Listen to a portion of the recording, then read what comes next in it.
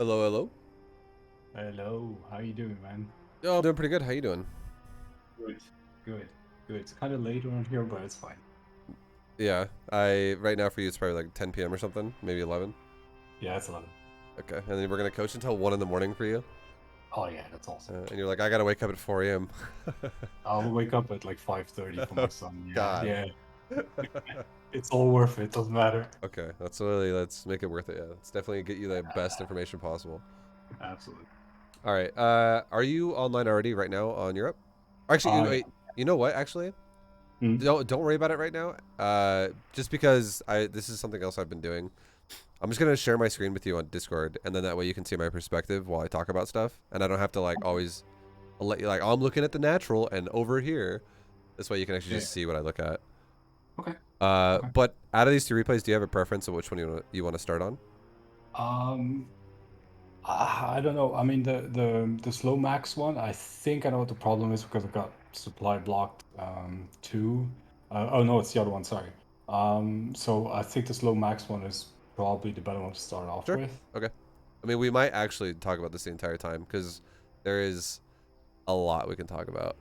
Yeah, yeah. I mean, I've been going through B2GM a lot, like religiously, and I've been there's a lot of like small things that have been like, um, but yeah, I just don't understand why.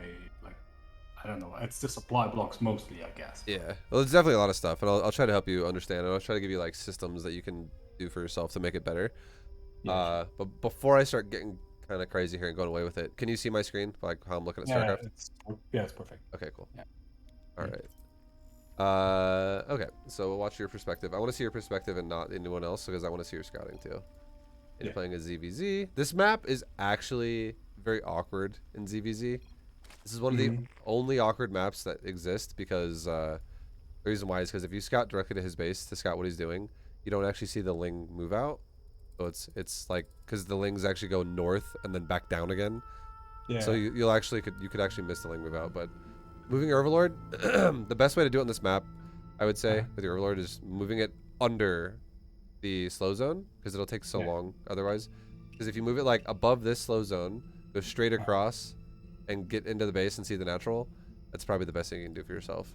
So you can, because you want to know if he does or doesn't expand. Seeing the expansion's really important to but know like what's happening. Okay. yeah, So, yeah, yeah. but every other Yeah. map, it's literally as simple as click towards their natural, and it's easy. So you're saying like the direct line because right now I'm sending it to the natural. If you do that, you're gonna run Slash right through that. yeah, and that will make me miss the links if they go on the Well, top, you like if it goes through. you could, you know what? Actually, just yeah, don't. You know what? From in the future, forget what I said Yeah. because it's gonna make it more confusing. Like if you were Mm. like masters or something, I would Um, definitely be like, yeah, you should definitely get in there and see what's going on here for a second. But if all you want to worry about is the links, that's actually yeah. totally fine because it tells you what's going Okay. on as well. I would say Okay. just screw it. Just click like right here, like Okay. on the base of the natural. Okay, because if you do Yeah. that, you'll actually get in line to see the links if they cross. Yeah. And it's Yeah. Okay. easy peasy. Okay. I don't want. I shouldn't overcomplicate things. Uh, All right, so your build so far is fine. Your larva usage as well is fine. Yeah. Like that's something we're gonna probably talk about a lot going forward. There's always larva problems, but we'll definitely talk about. Yeah. Yeah. Yeah. Yeah. Oh Yeah. It has to be. I mean, yeah. I can see. Like, I would define my biggest problem as the supply blocks because I just like my brain doesn't. I only have like 3 weeks of Zerg, Hmm. so it's really like the supply blocks.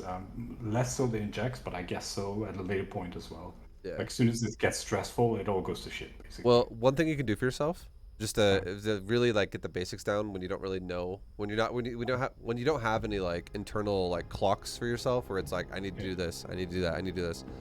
What you can do is you can like have like a set of 3 things happening all at the same time every time you do it. And those 3 things would be each time you inject, you spread creep. Each Yeah. time you spread creep, you also make, and also you inject. And then every time this is happening, the mechanics of your race, every time you inject a hatchery, however many hatcheries you're injecting, just make that many overlords. Yeah, I saw. I think you mentioned that in one of your coaching lessons a couple of months Yeah. ago, It just, and I Yeah. picked up on. I started doing it like today or yesterday. I can't That's remember. good. Yeah. I mean, it'll definitely like it's definitely not going to be perfect all the time because Yeah. it depends what you're making for units, but for just getting past like always getting supply blocked, it'll Yeah. definitely help you through that process a lot smoother. Uh-huh. Yeah. But then you'll have to start paying attention to like eventually like, oh, well, I'm making supply cheap units or I'm making supply expensive units, and it changes how fast you need overlords, Mhm. like roaches or Yeah. lings. Yeah. Yeah. I'm not really doing the math at the moment. Like I see the number Yeah, and I no, see it's it's totally fine. smaller, but I'm not like okay. I'm like 15% off, 15 like units off the supply block, For and sure. I need to start doing that to start the Yeah, valuable. that's why, yeah, definitely worry about it later and just do something simple Yeah. for now, like overlord per Mhm. hatchery. Yeah. All right, your build's fine. Your timing or your pool and your gas was good. Mhm. Hatchery's good. Drones are good. Yeah. And As long as it then, leaves me alone, it's perfectly fine. yeah. And then right here, I'm Uh-huh. just gonna, now I'm gonna ask you a question, and Mhm. like I'm gonna see it in a second here. But Yeah. what do you see right now, and what does this make you think? Like, what do you think's going on here? Well, I didn't see a natural, so I'm going to put down spine crawler. Okay. I see. I think it was like 2 overlords, 3 overlords. I don't know. Yeah, it is three. Seems like a lot. Yeah, the fact that you said that's really good already. Keep going though. Yeah, yeah, and well, that's basically. I mean, it's the first thing I look for is like, okay, whether there's natural or not, and it's not like he's behind. He just doesn't have one, Hmm. so that scares me. So I know stuff's coming, but I just don't know when because I don't know the timings. So So I mean, that gets me. I mean the fact that you said that he's got three overlords and there's no natural, Yeah. and you're just gonna make a spine. I think all that's correct because Okay. the the thing I would say is like this is you don't have to see the game this way, but this is just like ways to like look at the game and keep your mind open about it. This is Hmm. way too many overlords, way too fast for a one base Yeah. all in. Because if you're one base all inning somebody, this is so much supply that he doesn't need yet, and every larva he spends on an overlord is less larva being spent on a unit to kill you. And if he's all in on one base, he needs to maximize that as much as possible to do as much as damage as he can. Because if he just sits here like making overlords, not only does it delay the push longer because it's expensive, but it takes the larva away from a unit. Okay. So this is probably not going to be an attack because of how many overlords there are, but people play weird, and it still could be because he might be Hmm. just doing some weird shit. But I would say there's a high chance that there could be another base, and if someone chooses not to take a base at the natural, the Hmm. only time that ever really makes a lot of sense is if there's a gold base on the map. So Okay. I would not be surprised if this guy, if you were to see something like this in the future or in this game possibly, if this guy were to take a gold with this. Hmm. So, Okay. but it's not. I still think you should make a spine. I don't think you should. I think that the way you reacted to it, the way you told me you would react to it, is great. Yeah. That's fine. If you just make drones behind this and you just make a spine, if this guy is the weird guy that's like, I'm gonna attack you now, even though my build's fucking inefficient, Yeah. you'd be Yeah. totally fine. You would be great, Yeah. and it's a Yeah. good reaction. But I've gotten kind of paranoid because in ZvZ lately, it's all early attacks. It's all No, like for sure. rush stuff. Like it's been just that. Yeah. So it kind of fucks up my thought process because I know something's coming like almost always. Mm-hmm. Yeah. As long and I don't know if you're already doing it, but as long as you're always building in Mhm. front of your wall here, and you do like the Evo chamber hole plug thing. I Yeah. don't know. Do you know about that? Yeah, Uh, like I said, it's like I've watched a lot of your videos, okay, cool. and I know that like you said at some point that with Zerg you always wall off, which obviously makes sense. Yeah, yeah. I'm not sure about the timing of it all because I think my roach one is always kind of like, Oh, we'll definitely talk about oh, that. Yeah, that's yeah, huge. We'll see that in a yeah, second here. yeah. But yeah, so far your build is Mhm. like you're gonna be a little bit behind now because of having to build spine, but it's justified. Your build so Yeah. far is totally fine, and you're Mhm. actually spinning your larva. You're doing a good job spinning your larva so far up to this point. Yeah. And then your overlord right now. So Hmm. this is another thing to keep in mind, okay? So Hmm. like right now, I would honestly tell you build an overlord like immediately right here, and you don't actually have one in production yet. Yeah. And the only reason why is because you're actually within 7 supply of Yeah. that's all you have right now, and you're about to pop out 2 queens, and a lot of times what the build does is you make a Yeah. 3rd queen and you start a layer, and then you're Yeah. injecting your hatcheries, and that means Okay. your supply is about to start exploding. So Yeah. I know. Yeah. Like, Usually I get it around 30 because I know I'll have to make the second queen, so that's 2 plus like whatever larva comes up. yeah. I And by mean, the time the inject pops, it should pop, but then I have to like make another one right away. so basically, like, you're still fine if you make Overlord a little bit later. It's not like right now is the last second you can do it, but Sure. it's just something you should think about, like something that you should keep a mindset on, which is obviously when you have queens and you inject your hatcheries, just throw Overlords down per injects you do. If you're not like way ahead of your supply, if it's not like, oh, I have 50 supply over what I have right now for a cushion, then maybe you can hold back on it for a sec.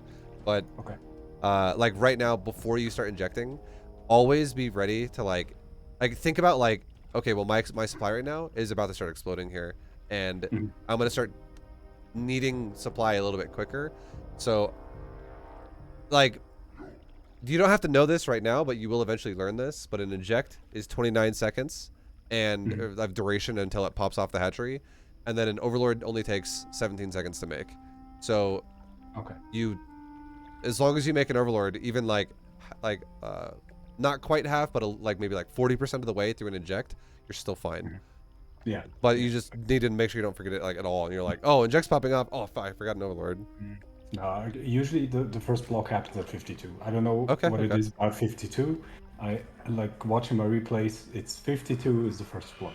I don't know.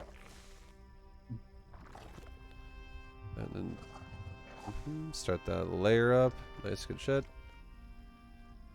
And then start that queen. Perfect. One drone came off. It kind of sucks, but it's whatever. Obviously I don't think you meant to do that. But if you ever do that, definitely try to pay attention to like your worker idle and fix that. Yeah, it happens a lot. Like I usually end up seeing it at some point because it happens. I don't know why. Like I click the queen because I need to have it like on the left. Just I don't know. You like having it for left for injects? Yeah. Yeah, just to box it, just so I can see it because I don't want to box like half the drones. I don't know why. So next time, just don't box your queen to move it, because what you did there is you boxed it and you moved it, and when you boxed it to inject, it's totally fine. Even if you boxed all your drones to inject, it wouldn't command the drones at all because you're casting a spell and only the queen can do that. But if you told them all to move, yeah, then they would move with the queen, sure. Yeah. So just be careful about not doing that in the future. Yeah. That's definitely a big waste for you, especially if it sits there like for a long time now. Yeah, I kind of don't even remember. Okay, so right now, this is how it works. You would want to immediately inject again, spend all of this larva you just injected, and then you make your Roachborn and your Evo. So when exactly. So the natural would then be fully supplied.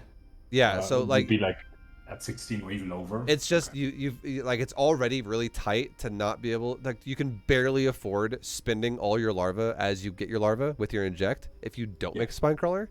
And the fact that you did, not only do you spend an extra 100 minerals to do that, but you lose the drone to mine it. So you're actually going to have to wait for a couple seconds now, because that's going to throw it off a tad. And but it's acceptable because you could get all in. So you definitely need to just like, you need to make all your drones and then make your Roachborn after, because again, the biggest prio here to not fuck the build up is to not ever let 3 larvae sit in your hatchery, like ever. Especially in the opener. So you make it before, and definitely make it after in the future. Yeah, I should have seen that. Also, yeah, your wall's actually fine. You actually did that fine. Like the way it's located. Yeah, I'm not gonna lie. A lot of, that's good. You explain the walls a lot in your coaching sessions because it's something everybody fucks up. Yeah, a lot of people fuck this up. So the fact that you already did that well is you're ahead of the curve. I was like, wow, that's like, I'm not gonna lie, that's impressive for Cold. Like, nobody fucking, the people in like Masters fuck that up constantly. I still do sometimes, and I have to like, I kind of improvise and I put just whatever random unit or whatever on hold position. Yeah. But all right. And then right now too, when you start the Roachborn, so you're gonna have a gas problem now, because what you're gonna want to do here is you're gonna want to get an upgrade on Evo, and you're gonna want to get an upgrade on Roach as well. But you're not gonna be able to make Roaches now, and your larva is gonna sit there. So the way you want to do it in the future is when you spend all your larva and you go, okay, well now I'm ready to take my wall here. Take your gas at the exact same time at your natural. Then putting down the Roachborn. No, like you could do them, but just both at the same time. Like do Roachhorn first, but then immediately after take your gas. Like your Yeah, Roachhorn was okay, made. like in one go. Yeah, like so Yeah. you'd be wanting to start the gas when your Roachhorn's maybe like 4 seconds in or 3 seconds into production, or maybe even like 1. Because if you tell a drone from the mineral line, hey, go build the Roachhorn, and it's on its way, and as it's on its way, next time you have enough minerals, make your gas, because you're not going to have any larvae really sitting at the hatcheries when you do this, because you just spent it all. Yeah. And then Yeah. you made the Roachhorn, and then you have like a little bit of time to make Roachhorn, Evo, gas, and then you can go back to making Yeah. your drones again. Yeah. I think in this one, because usually I do wait for the second inject to pop and build the drones before the Roachhorn, but I think here I was just paranoid because I knew there wasn't base, so I was just waiting for whatever was coming. You know. Sure, no, that's fair, and that's why the old like it's hard to. And the fact that you understand already that it's scary, like this is how you should feel. You'd be like, okay, this is not standard. I can identify it's a not standard build. Now I need to be a little bit more paranoid here. That's really good that you already understand that, because the only thing you should be doing against that is you should be watching the minimap. Not the actual, not staring here, but you should be like, your eyeball should be where the mount, like this, where this camera is, this overlord, and you're looking at your base doing your thing, but you're always kind of looking back at that overlord near his base just to see if he crosses. That's what your eyes should be doing with your free time a lot. And then once you actually have your wall up and your queen's in the doorway, it's no longer scary. The only thing you should do though, 100%, you could test this while you're sitting there just so you don't fuck it up. Make sure you put your queen at the front of the door. So like where it is right now is bad. Actually, it's good if you just wanted to only use the queen. But if you put your queen right there instead, what you can do is you can actually free up this spot right here to put an Evo chamber down. Oh yes, I remember you explained that. Yeah, it's really important to do that, because what it does is you create a brand new 750 hit point structure that cannot die. The Zerglings, it can die to roaches, but if it's roaches, it won't hit as fast either, and you'll probably have roaches being made of your own by the time he does that to you.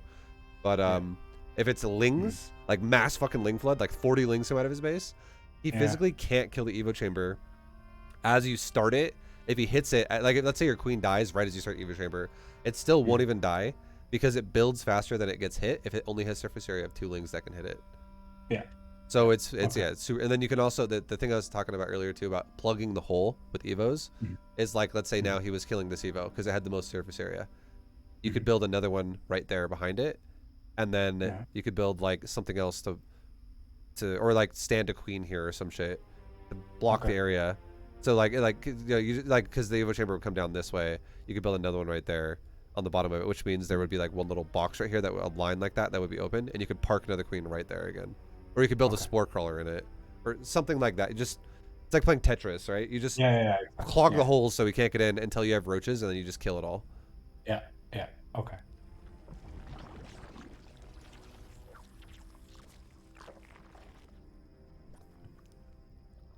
All right, yeah, the gas is super late though. Definitely want to take that much earlier next time. Yeah. And then right about now too, your drone count is really close to being where you want it to be. As soon as you spin this inject, it will be where you want it to be. Right now is when in normal games, just take your third, like right as you're about to start taking roaches. So spinning that, okay, so this is actually, I think you're, oh, there we go. Okay, we're good. I think you were waiting for an upgrade or something first. Also, in the future, definitely prioritize larva over upgrades. Larva always is priority, no matter every single time. Okay. And nothing is more important than it. So I take the third before saturating the gas, right? Like when no. So your gas is really fucking late. No. I mean the drones. Like assuming that the gas would already be built. Like I wait for the pop off of the inject that just happened to make the drones. So like, this is the best. This is the trigger that I'm kind of going off here. I don't know if you ever look at top right with drone counts, but your trigger. Okay, that's good. Your trigger for having the correct amount of drones to go to your third base is 42. Because 44 drones is perfect saturation of 2 bases, and 41 is perfect saturation of 2 bases with 3 gas. And this is what you're doing. Yeah, because you're not taking your main gas yet. It's too early. You take this when you have a fully saturated third base, because you'll have way too much gas otherwise if you take a 4th gas. And for anyone who's wondering, why does he take the natural gas and not the main gas? Because ideally, at the start of the game, you're trying to stack 2 per patch, and you're trying to get optimal saturation in your main. You're not trying to have like 3 per patch, and this base is still being saturated, so it's not going to be optimal anyways. So you can rip it off and put it, and it keeps filling in, and it's fine. It's a mess over here, and it's fine. Yeah. Yeah, if you have 40, the second you have 42 drones, take your 42nd drone. Like, it could be in an egg even. Don't take it off the mineral line usually. Like the 42nd drone in the egg, just be like, you now rally to the 3rd. Yeah, okay. And then when you fill up your gas at your natural, even though I told you to take your gas right as the roach warren was being taken, do not rip off and fill up the gas if you're kind of slow on droning for whatever reason. Like if you made a spine and it's a little bit delayed.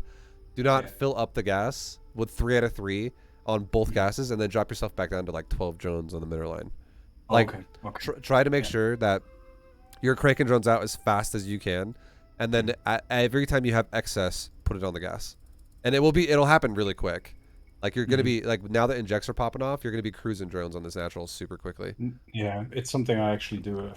With I pull mineral drones to put them in gas because I'm always scared not to be able to afford my safety roaches. You know, because I'll be missing gas. Exactly, and because I took it too late, so it does make sense. And that's I was about to say something else, and the fact that you just said safety roaches, that's exactly what I'm going to explain here. That's really like the fact you're already like, I can tell you have watched a lot of stuff because there's concepts that you should understand and you're already kind of aware of them. But the reason why you take gas like this, where you take roach warren and double gas, is because if you see a move out from your opponent where it's like, oh fuck, yeah, no, he's walking out with a bunch of like lings right now or something like that, and you're getting ready to do the Evo chamber block and block your shit, and you're about to get attacked. Even at that point, if you were like, well, right now, Vibe told me I can't put drones on gas until I'm above 16, but I'm getting all in, and right now I'm at 14 out of 16. Rip 3 off each side and go down to 8 out of 16 and put 6 out of 6 on this gas. Because at that point, you need to just crank out roaches and don't even upgrade. Like, literally don't even make upgrades. Just make as many roaches as possible. And you will actually have enough roaches that will pop out to save you. And then as soon as you know you're not going to die, fix your economy immediately. Go back to reprioritizing minerals and then prioritizing gas later. And then you can get upgrades and progress the game. But yeah, it allows you basically to go into this like hyper roach production mode if you get all in. Yeah, it happens a lot where like sometimes I push the first attack back and I'm all happy and I start droning because it's also something you said, just like as soon as he leaves, well, you use that time and you just drone. And the problem is that I can't make the difference between he's pulling back because, well, he got fucked, or he's just replenishing his army and shows up in front of my door again with a bunch of stuff, and I would have had like a bunch of drones made. So now I'm stuck with the tiny army because I'm droning up again. You see, like I don't know when to expect just a second wave and when he's actually pulling back. You know. So yeah, the way it really comes down, then you can start practicing yourself right now. I feel like you can handle it. Like I feel like this is something you could add into your play, just to make yourself feel more comfortable. But when the game goes to the point to where you take your third base and you start making roaches, like you make the safety roaches to take your third, and then you're gonna start droning your third.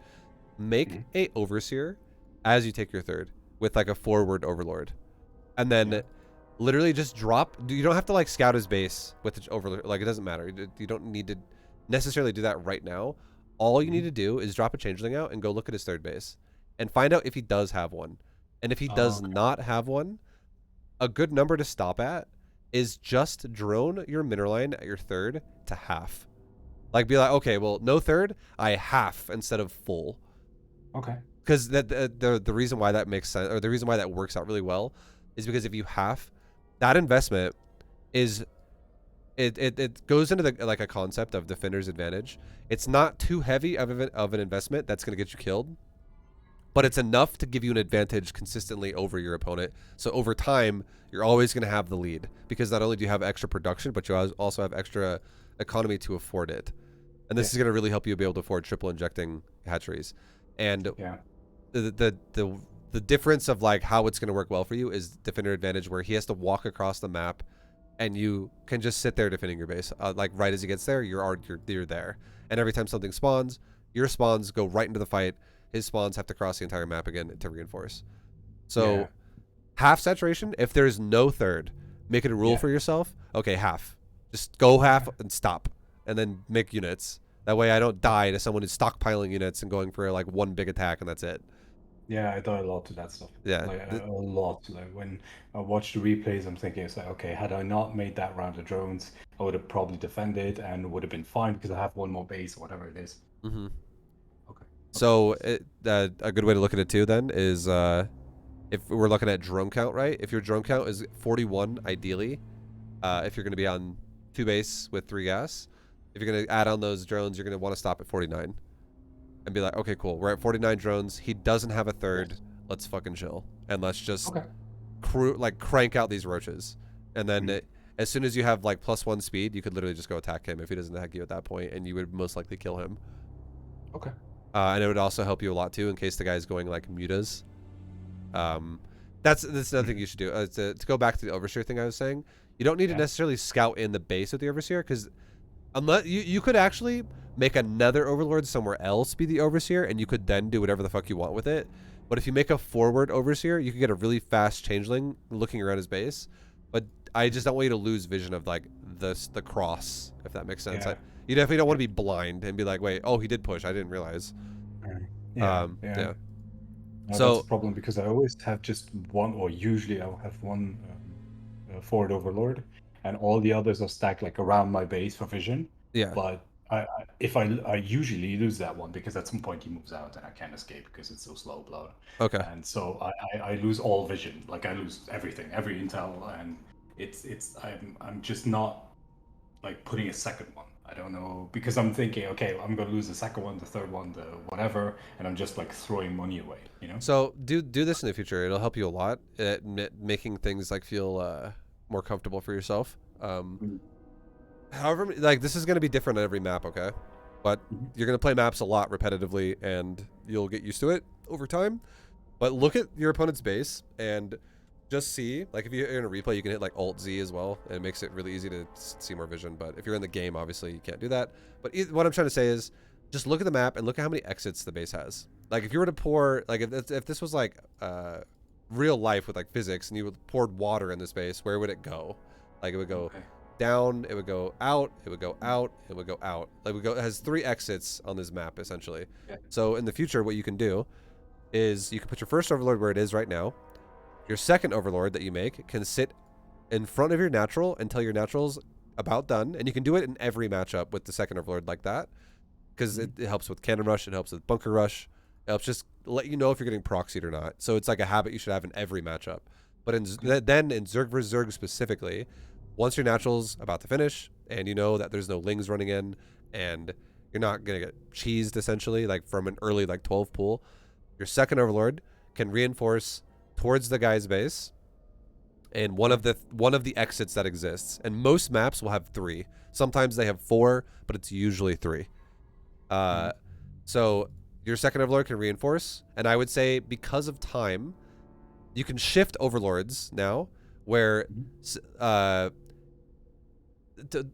hope this makes sense. I feel like it will, but I hope I don't make it sound weird when I explain it. The overlord that goes first should go farthest because it has the most time to travel.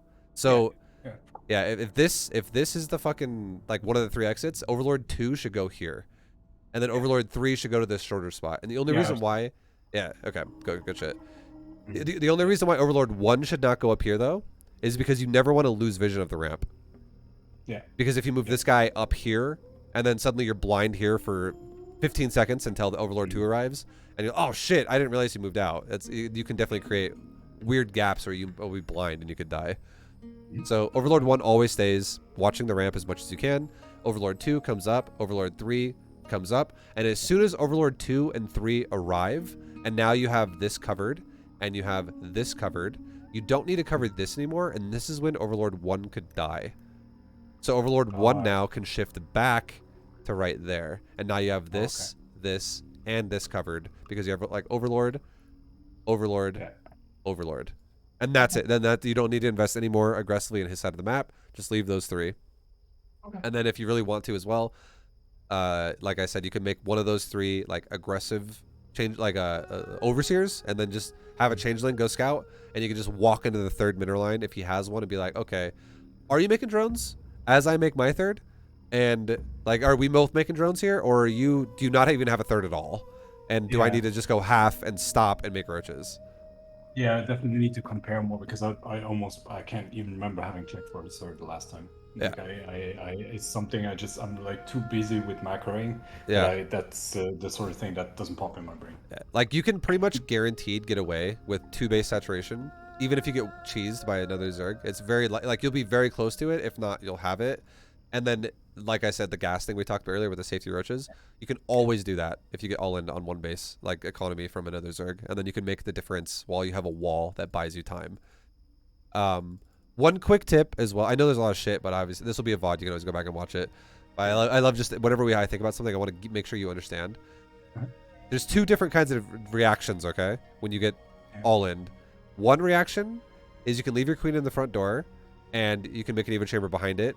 And then if you're really cheeky and you put a creep tumor like down right where your queen is when lings are hitting it, it can actually shove it over the wall. If you've ever seen that happen before, you don't that's super fancy. That. Yeah, it's super fancy. You don't have to do that, but it's definitely something you could do. But that's appropriate and it's okay versus the speedlings, especially if they caught you before you were like, oh shit, I'm getting attacked. Like let's say you didn't catch it right when it moved out of its base, and you were like, oh, speedlings just happen to happen really fast all of a sudden, and they're hitting my queen right now. I need to fix this quickly, make an Evo chamber while this queen buys me time, and maybe even save the queen.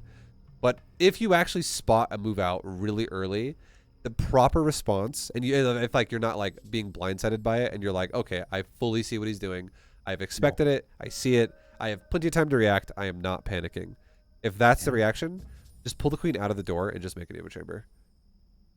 Like, okay. Like you don't even need to. So it's the only reason why I told you to have it forward is because I guarantee there will be games that you will play where you're just not paying attention to the minimap, and suddenly 12 lings are hitting your queen, and you're like, oh fuck.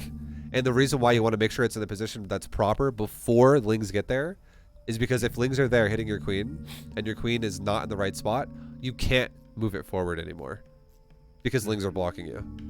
So you can't just be like, hey, back up for a sec so I can build an Evo. Yeah. So that's why you want to. Yeah, I never thought of just building an Evo. I mean, it makes sense. Like when you say it that way, it's like, why? If I see them coming from a mile away, I might just as well plug the hole. But yeah, and it never occurred to me. Exactly, and the Evos are great against lings because if the lings kill the Evos, it spawns broodlings, and broodlings are almost as strong as zerglings.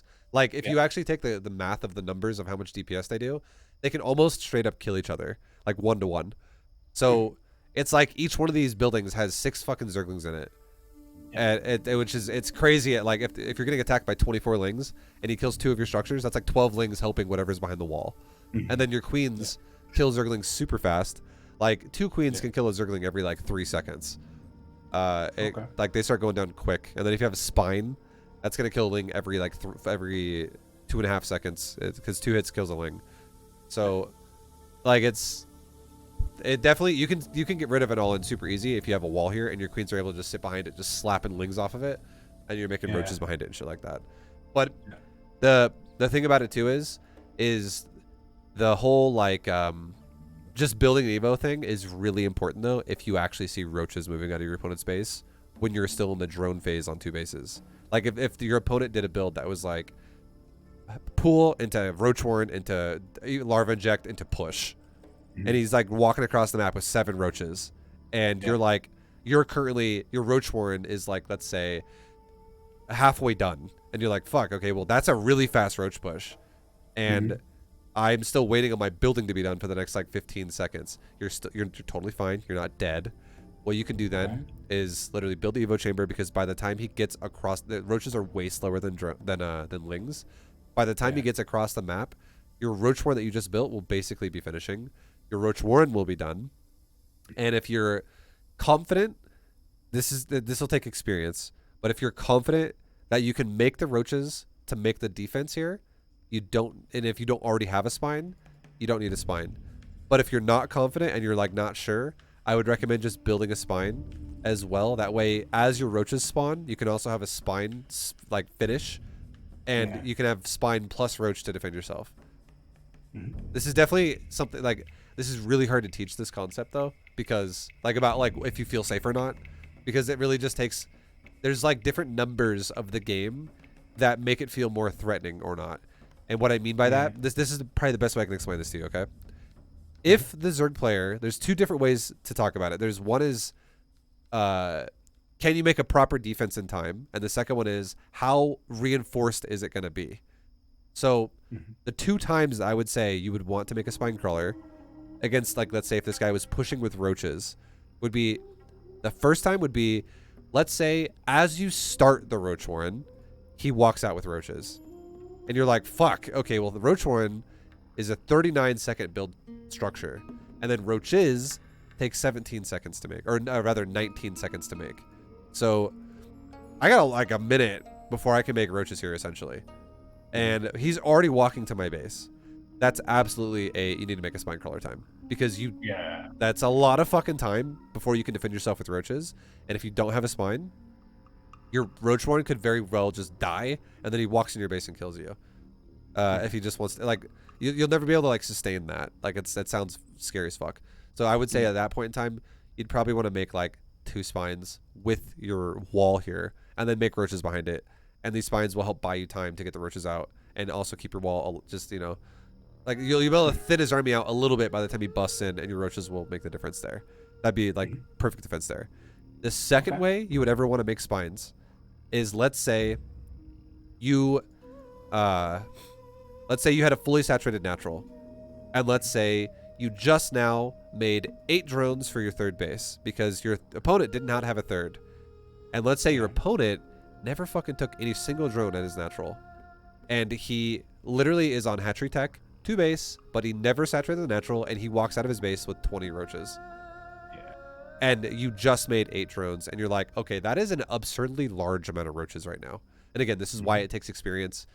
You'll have to learn this through experience. But if something looks like weirdly large, and you're like, wait, okay, that you shouldn't have that much right now. Why do you have that much? And it's because he never fucking made drones. He was just stockpiling. If that happens, you need to make spines again, like 2 spines again, because you don't. Even though like defender's advantage and your economy is gonna overpower him over time, this guy didn't actually saturate the natural, and he's just fucking YOLO all-inning you with a stockpile. And if you make spines, you'll make the difference. If you don't make spines, you probably would die. And that's a moment too where if it's like an absurdly large amount of roaches, where if he's got like 20 and you have like 2, you'd probably want to evacuate the third, bring it back to the main, and then make 2 of those drones that evacuated like into spines, and then just guard the natural here and keep yourself alive.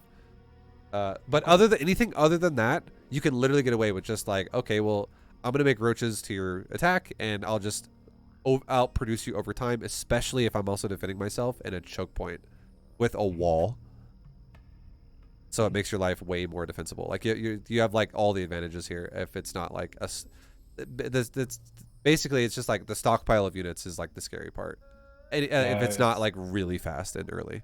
Yeah, it's mostly that. Like I tend to just compare armies, you know. Like Yeah. I don't think of the spine and a blocked ramp as necessarily like a defense in the same way. Like yes, it is, but I just like I see, like you said, like I see 20 roaches coming and I have 2, and I'm like, okay, well, this is over. Like there's nothing I can do. Like my brain just switches into, well, yeah, there's no way I can defend this. Yeah, because like all you need then, because a good way to look at it is, there is something about StarCraft 2 that is massive if you're a macro player, and the word is time. And if you are in a advantageous position in terms of economy, if you can create a situation that gives you more time, you always get advantages. So if your opponent has no economy because you just made 20 roaches, and his drone count is at 19, and your drone count is at 48 or 49, and now you only have 2 roaches and he's got 21 of them, if you just wall off your natural and you create time, like more time is going to be bought for you now, because he can't just walk into your base. He has to physically kill any one of these buildings from 100% to 0. And then while he's doing that, a spine crawler or 2 spine crawlers are poking his ass as he does it. It's like by the time he breaks the wall down, probably like 2 roaches will die to spines. And then by the time the wall breaks down, he'll have broodlings spawning on him that will get in his face and be annoying as shit as well. And by like probably another poke from the spine, which will weaken another roach. And by then, if you really needed to, you could also pull your drones to cover the spines. If it really got desperate at that point. But this is, again, we're talking like the wall itself would buy you, seriously, probably like 10 seconds. 10 to like maybe 15 seconds, but probably around like 10 seconds. And then the broodlings would buy you probably like 2 seconds. And then if you pulled drones, that would buy you another like 10 seconds. And all while you're making fucking roaches the entire time. While you're buying this time, because you're starting roaches even though he's already been making roaches. And then even if you lost all your drones at your natural and you have like 49 and he's got 19, if you lost every drone to the natural, you would even out in terms of drone count, but you would not even out in terms of upgrades. You would not even out in terms of tech, and you would not even out in terms of base count. Like, you still got the third, he's got 2 base. You got the ability to make upgrades. He doesn't even have a layer yet. So like, you still have a massive, and you just have a lead there. Even if you somehow lost your drones in the natural, you could recover faster. And if he loses his roaches while you build yours up, and you lose your drones, let's say, and now let's say the fight's over and you lost all your drones, but you have 14 roaches left over that killed the last of his roaches while your drones died. You could just remake drones while you go counter shove him, and you have options now where you don't even have to take a fight. You could like walk all the way across the map and then walk all the way back and make him make roaches again while you droned up again. And you could drone back up to like 35 drones or something, like saturate your natural somewhat again. And then if he chases you back, you can now have roaches defending your choke point while you make more roaches, and you have an economy lead all over again. That's something I need to start doing when I win fights, like substantially with like quite a big army left. I never go and see what he has, because like you said, like if he arrives at my door with a huge army, he can have many drones, so exactly, I might have a chance. I switch into B2GM mode, and it's like as soon as he leaves, I'm leaving him alone, and I just drone and I look at the numbers and I don't do anything. And maybe these are the times where you need to like switch off B2GM and just like go and poke at least. You could actually also do B2GM style, and you could just defensively make more drones again. There's obviously less impact there if you play that way. It makes the game easier, but there's not as many opportunities you can take advantage of. The big thing about B2GM that you would want to really understand is the way that it would make the style work well and make sense would be, you need to understand before it happens when you're going to be okay. So the way to make that make sense, okay, is like if you have 20 roaches in your base and you have 2, and you're like, fuck, he's like coming across. I have my spine colors are almost done. I have 2 roaches right now, and I just made 7 more. But those 7 roaches are in production. They're not out yet. But now you have to remember, I have 9. I'm gonna have 9, and you gotta kind of keep tabs on that. And then, let's say he's killing your base. Let's say he goes right for the middle Evo chamber. And as he kills the middle Evo chamber, you now have had more time to build more roaches. And now, instead of having 9, 2 out and 7 in production, let's say now you have 2 out, 7. The 7 that were in production are about to spawn, and you just made 5 more. So now you have 9, which is now turning into 14. And let's say on the ramp, he kills the Evo, and he's already lost 2 roaches to spines and queens poking him over the wall. And then Evo dies. Your 2 roaches plus the 7 more that just spawned. So now you have 9 roaches that are like engaging him. So it's like 9 roaches versus like 18, plus 2 spines for you, plus a couple queens for you. And he's still gonna get decent trades there because he's outnumbering you kind of heavily there. So let's say you guys don't trade 1-to-1 there. Let's say he trades like 2-to-1, where you lose 9 roaches and you only kill 5 or so of his. So now he's got 14 left, and you have another like 9 that spawned, or like 5 more spawned, and like let's say you make 4 more, and you're like, okay, well now his number's getting smaller, and my spines are still poking him down, and now we're starting to get to this point to where we're like starting to really even out here, and his numbers like starting to like it's thinning out to the point to where it's not rushing through my base anymore. You have to pay attention to things like, are there reinforcements or are there not? And once you get to a point where you feel like the difference is going to be made and you're safe, you immediately go back into droning during the fight. And a good way to make the difference here would be you can take values on stuff, okay? I would say a queen is worth probably like 1 roach. A spine color is worth like 3 roaches. And a roach obviously is worth like a roach. It's they just even out. So if you have, let's say he's got 14 roaches still left, and you have 2 spines, you have 2 queens here, and you have 5 roaches here. It's like if he's got 14 roaches, 5 versus 5, his number goes down to 9 now, because your 5 cancel out 5 of his 14. You have 2 queens, that takes his number down to 7, and you have 2 spines, that's like 3 roaches per. It takes his number down to like 1. So this is not like, this is again something that it might seem confusing right now. Where I don't really want you sitting there doing like equations and be like, okay, well, 3 plus 3 plus. No, but like, I get it. Yeah, it's like it's just looking at something and being able to go, this isn't that scary. Yeah. And then you start what kind of fights you can take. Exactly, and then you start making drones before the fight's even over, because one of the biggest mistakes people in Gold League make all the time when they try to play B2GM is it'll be like, they're making roaches because it's the scary part, and that's fine. But then it's like, okay, well, your opponent at this point just ran away from your natural, and let's say he went over the third, and he's only got 3 roaches left, and you have 16, and you're walking down out of your natural to the third, and you make another 8 roaches.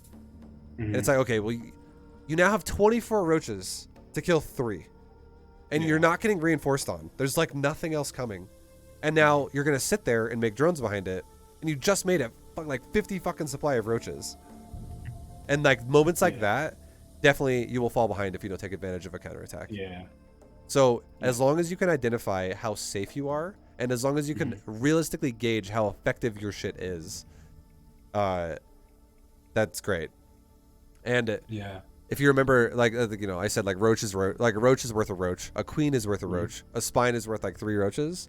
You can literally add 1 to every one of those if you have a wall in front of you, because what that does is this is a convex, this is a concave, and queen and spine have more range than roach, and obviously a roach versus a roach, if you don't have an evo chamber to attack and he does, and his roach attacks an evo while your roach is attacking your roach is literally like, all of your things are just worth more value. Yeah, makes sense. Yeah, because he's definitely not going to be getting like he's not going to have the AI that's going to be like, ignore all structures and have perfect accuracy on all roaches. Like a lot of times he's going to have a roach that's like, I'm going to auto attack that fucking roach warren right now, and then another roach is going to be behind it going, I can't attack anything because I'm getting body blocked. Meanwhile, your roach is like attacking his roach from like the side of the roach warren, or something like that, and like that'll happen all the time.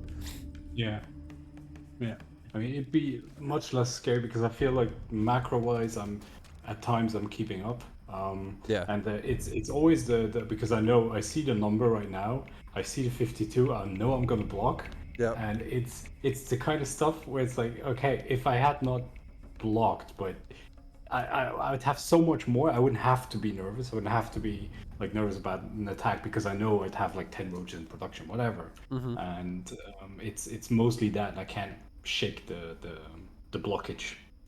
I just on that one, just really try to make it a big habit of not missing your injects, and also when you do inject, hatchery, like overlord that shit on per hatchery, and you'll just be fine. It'll solve all those problems for you. It's just that's something that like I can't tell you to do that. You have to just feel it through experience, because you know it. And like you just have to like get used to it. It's just that, especially at the beginning, because it's so crucial. It's that's why I sent you that replay, because I'm still doing pretty well in that game, but it was more like knowing whether it's just a supply block or because there's probably mistakes left and right. But to me, the only thing I notice myself is the supply blocks, because it's the most like obvious mistake, I guess. For sure. So I'm not sure, because I feel like I'm injecting a lot. I feel like I'm paying attention to that stuff, and every time like I want to make stuff, but I can't because I'm blocked. So the reason I'm saying this is because I sent you that one just to kind of identify maybe other mistakes that are there that I don't see. I feel like this was like a those 2 lings that killed your drone. I feel like they actually were like MVP this game so far, because it's like a spiral. It's like Mistakes right now are definitely spiraling out of control because I feel like you're getting disrupted. And whenever people get disrupted, they start freaking out and like they stop thinking correctly. And they start missing shit constantly. But basically what happened is, like what you would have wanted to happen is you would have wanted obviously to have overlords being made with injects. And if your drone gets denied, I love that you sent it out. I love that you tried to take it before you even have a roach. That's great. Always do that. Because a lot of times you'll get away with it. But if the Zerg player denies it, you need to like you need to also be having the mindset of I need to be spinning my larva, and the second I'm fucking saturated properly, I need to be making roaches immediately. And then those roaches would be escorting your drone to expand again.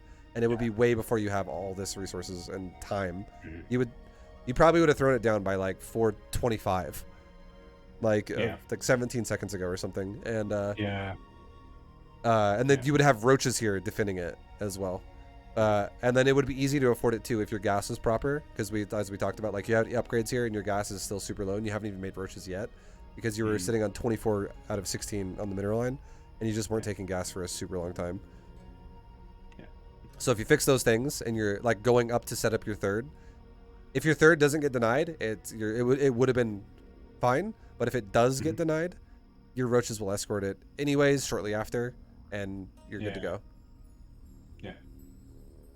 And also keep in mind too, like you don't have to make sure you like this is something that's important to think about.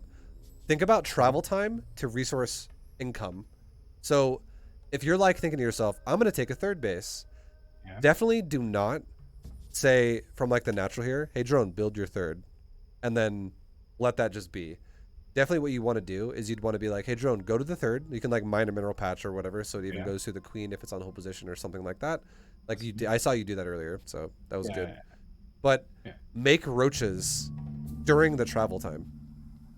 So like if you think, if like right now, let's say you have 200 minerals in the bank, right as you go, okay, drone, go to the third. And let's say you make 3 roaches, which cost 225. So you generate 25 out of 200, you go to 225, you make 3 roaches all at once. You're back down to 0. I guarantee you will hit 300 again as you get there. Oh, okay. Because your income right now is fucking fat because you have 2 fully saturated mineral lines, and you could easily generate 300 minerals in a matter of about 10 seconds. And that 10 seconds would be about the amount of time it would take a drone to go from your mineral line to like down the natural, up and around, and then up to the third. Like 8 to 10 seconds, realistically. Okay. So you could, you know, even if you don't have 300, let's say you spin down to 0, and right when you get there, you're at 260. You'll be having 300 within a second, and you're plopping that shit down right away. And then you have 3 roaches that have been in production for 8 seconds. Or so. And now they're going to be able, if you get denied, they're going to be able to go with the next drone very quickly to go actually make sure it doesn't get denied again.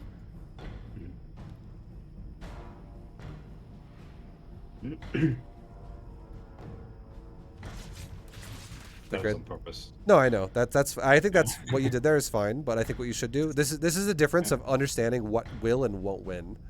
I think you dragging the lings, you dragging the lings is fine. But I think you should have immediately backed back up to the spine and had the spine help you kill him. I think I will. I can't remember if I lose it. No, yeah, because I don't think I maybe.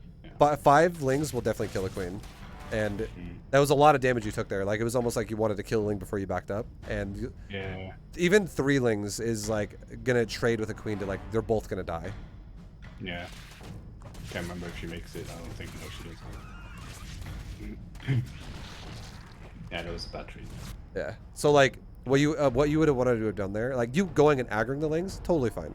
But the second you aggro them, know that you're never winning that fight, and run back and back up in the doorway.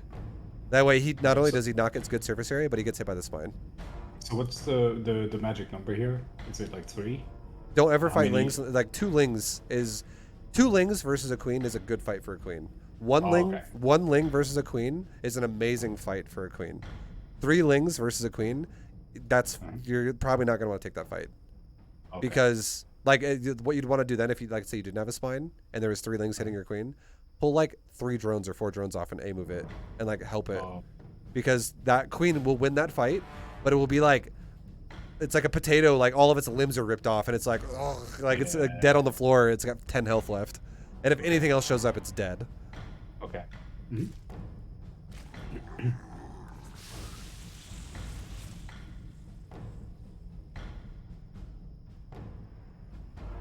I actually didn't block at 52.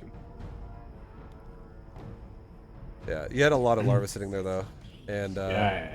and right now you also just made a ton of drones off of one roach, and you're doing it on a third that's super late, so this is all going to be like just oversaturation for a very long time. Yeah. I tend to like skip the safety roaches a lot.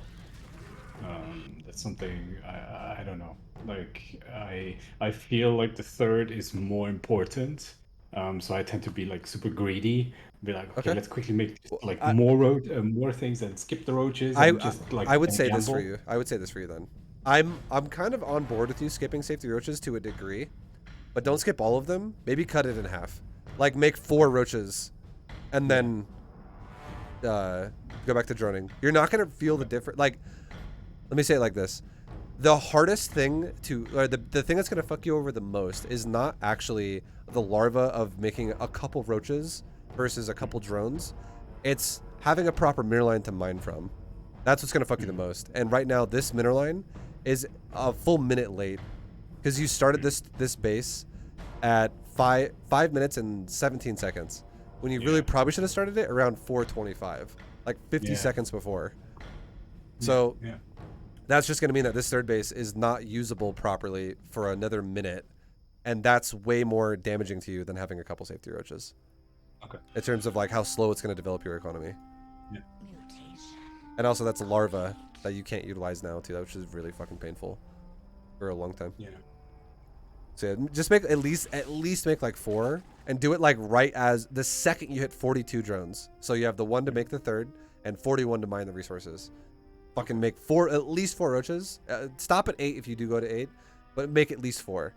And then get those fucking roaches going to your third ASAP, because there will even be Zergs out there plenty of times that are not all-inning you, but they will have like 8 lings on the map, and they'll just fucking deny your third because you make nothing but drones, and you're like, and that'll happen a lot. Like it's only gonna happen more as you grow as in your MMR. Yeah. But if you have at least like 4 roaches and they're like in the mineral line, you can like that exact right there, like exactly that.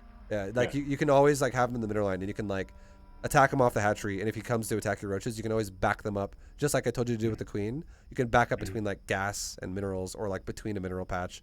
So like lings are running around like idiots, like just really stupid right there, while your roaches are just like grouped up in a bottleneck, just killing. Yeah, I did that early on the ramp when I just had one that just ran back to it. Yeah.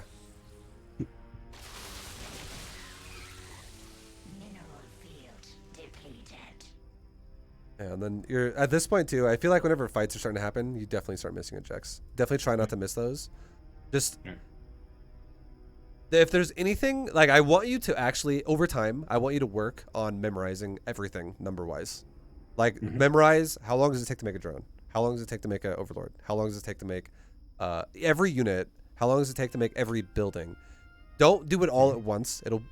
You'll fucking forget all of it, and you'll just be overwhelmed.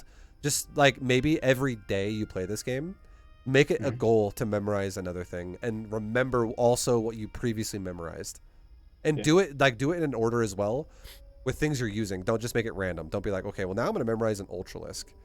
Like memorize like a drone first, and then maybe an overlord, and then memorize a queen, and then memorize like how long does it take with an inject. Like if you memorize these things, the simple things you always do every single game, and you start really paying attention to how long it is, you will literally build an internal timer in your fucking brain that will always make you think, I need to inject again.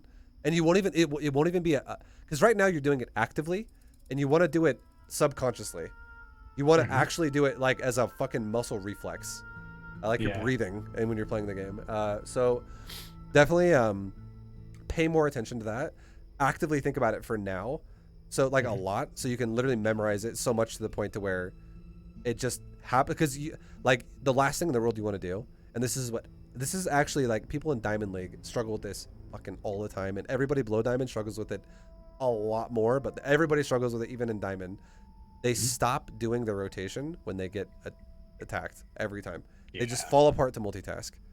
And it's as simple as, okay, Roaches are here. I'm fine. Inject my bases. Don't even look at the fight. And then that's why a lot of times in BGM I was like, don't even look at it. Don't even look at it. Just fucking do this because it's important. It needs to become subconscious. It needs to become always happening. Because if you stop doing it, it just makes all the follow-ups worse for you. Like every second that goes beyond this point in the game, if your opponent actually is playing well, you'll never keep up. Yeah. And like right now too, I would say here's a general rule of thumb, okay? This is something that you won't do forever once you get really good. But for now, when it's like training wheels for a macro. If you ever go above 1,000 minerals, take your next base. I don't give a shit what your drone count is. If you ever go above 1,000 though, just literally take a fourth like immediately right now. So because you have way too much money right now to I'm floating like all the time. And I'm thinking it's because I'm supply block because I can't spend any money. I blame supply block for everything. Think about it like this. So again, I don't expect you to know these numbers, but this is something again I want you to memorize. Over time, a roach costs 75 minerals and 25 gas. An overlord costs 100 minerals and that's it. And you delayed your third by a full minute, and a full minute of a third, and also your injects in your main and your natural. That's 3 injects. That's 3 injects that you've missed.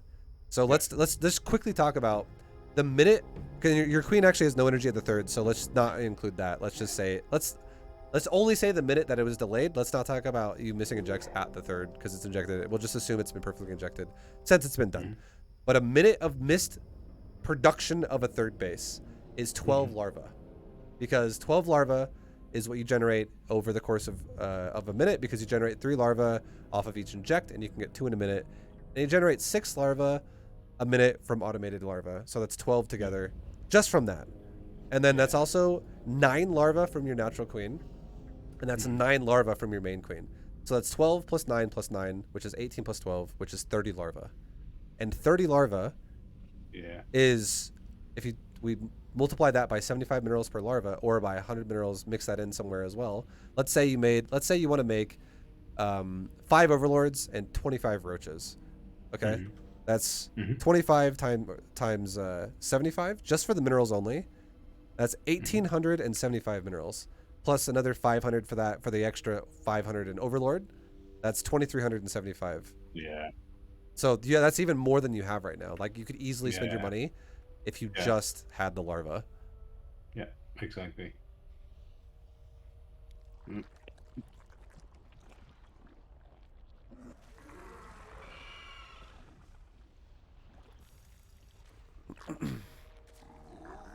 All right, and then yeah, the reason why I tell you too, the whole like training wheels, where it's like just make, if you go above 1,000, just make another base, is because that's gonna give you more larvae. Like it doesn't necessarily need to be saturated right away. It could be saturated eventually, but it's like a macro hatch that's going to be set up for a future expansion as well. So definitely will just help you get your money start getting to be spent a little bit better. Yeah, because my max times they're like way above what they should be. Yeah.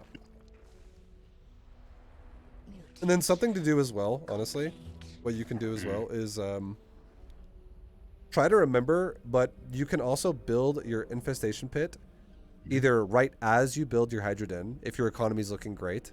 But if your economy is not looking great, maybe don't forget, but try to build your infestation pit like maybe as you start your first upgrade on your Hydra Den, just like a little bit later. Because the reason why you want to make sure you do this is because your upgrades are ready now to go to the next level, and now you're like stalling out your weapon upgrade. My 3/3 is always late. Yeah, so you can definitely prioritize a little bit of a faster hive to get a little bit of a faster, like a little bit more of a streamlined Evo chamber upgrade path. So again, the sequence would be Hydrogen plus Evo together Hydrogen plus infestation together if your economy is like booming, if you didn't have to like freak out to like an attack. But if you had to deal with an attack and your economy is a bit roughed up and it's not looking perfect right now, you can delay it until you start upgrades on Hydrogen and then start Infestation Pit to then get a little bit of a delayed hive because you can't afford it properly. And because at that point you're going to be struggling probably to spend your larva, and you'll be your money will be like a bit lower because you will have had to have made units earlier and delayed drones to not die. But yeah, it's Hive's still always really important. That level 3 damage upgrade is fucking massive. Mineral field depleted. Yeah, and I'm blocked again. Yeah. And then this is definitely just something that can be fixed through At Vibalol at Sciaphobia, Penrose we talked underscore about before. singularity, Overlord we Bradshaw. crushed the job, interview LFG. Bits for everyone. Thank you, Gino. Appreciate you, man. Well I'll done. block again too. Thank you, thank you. Sorry, what'd you say? I'm gonna block again at Oh, yeah. 168. Yeah. Like I can feel it.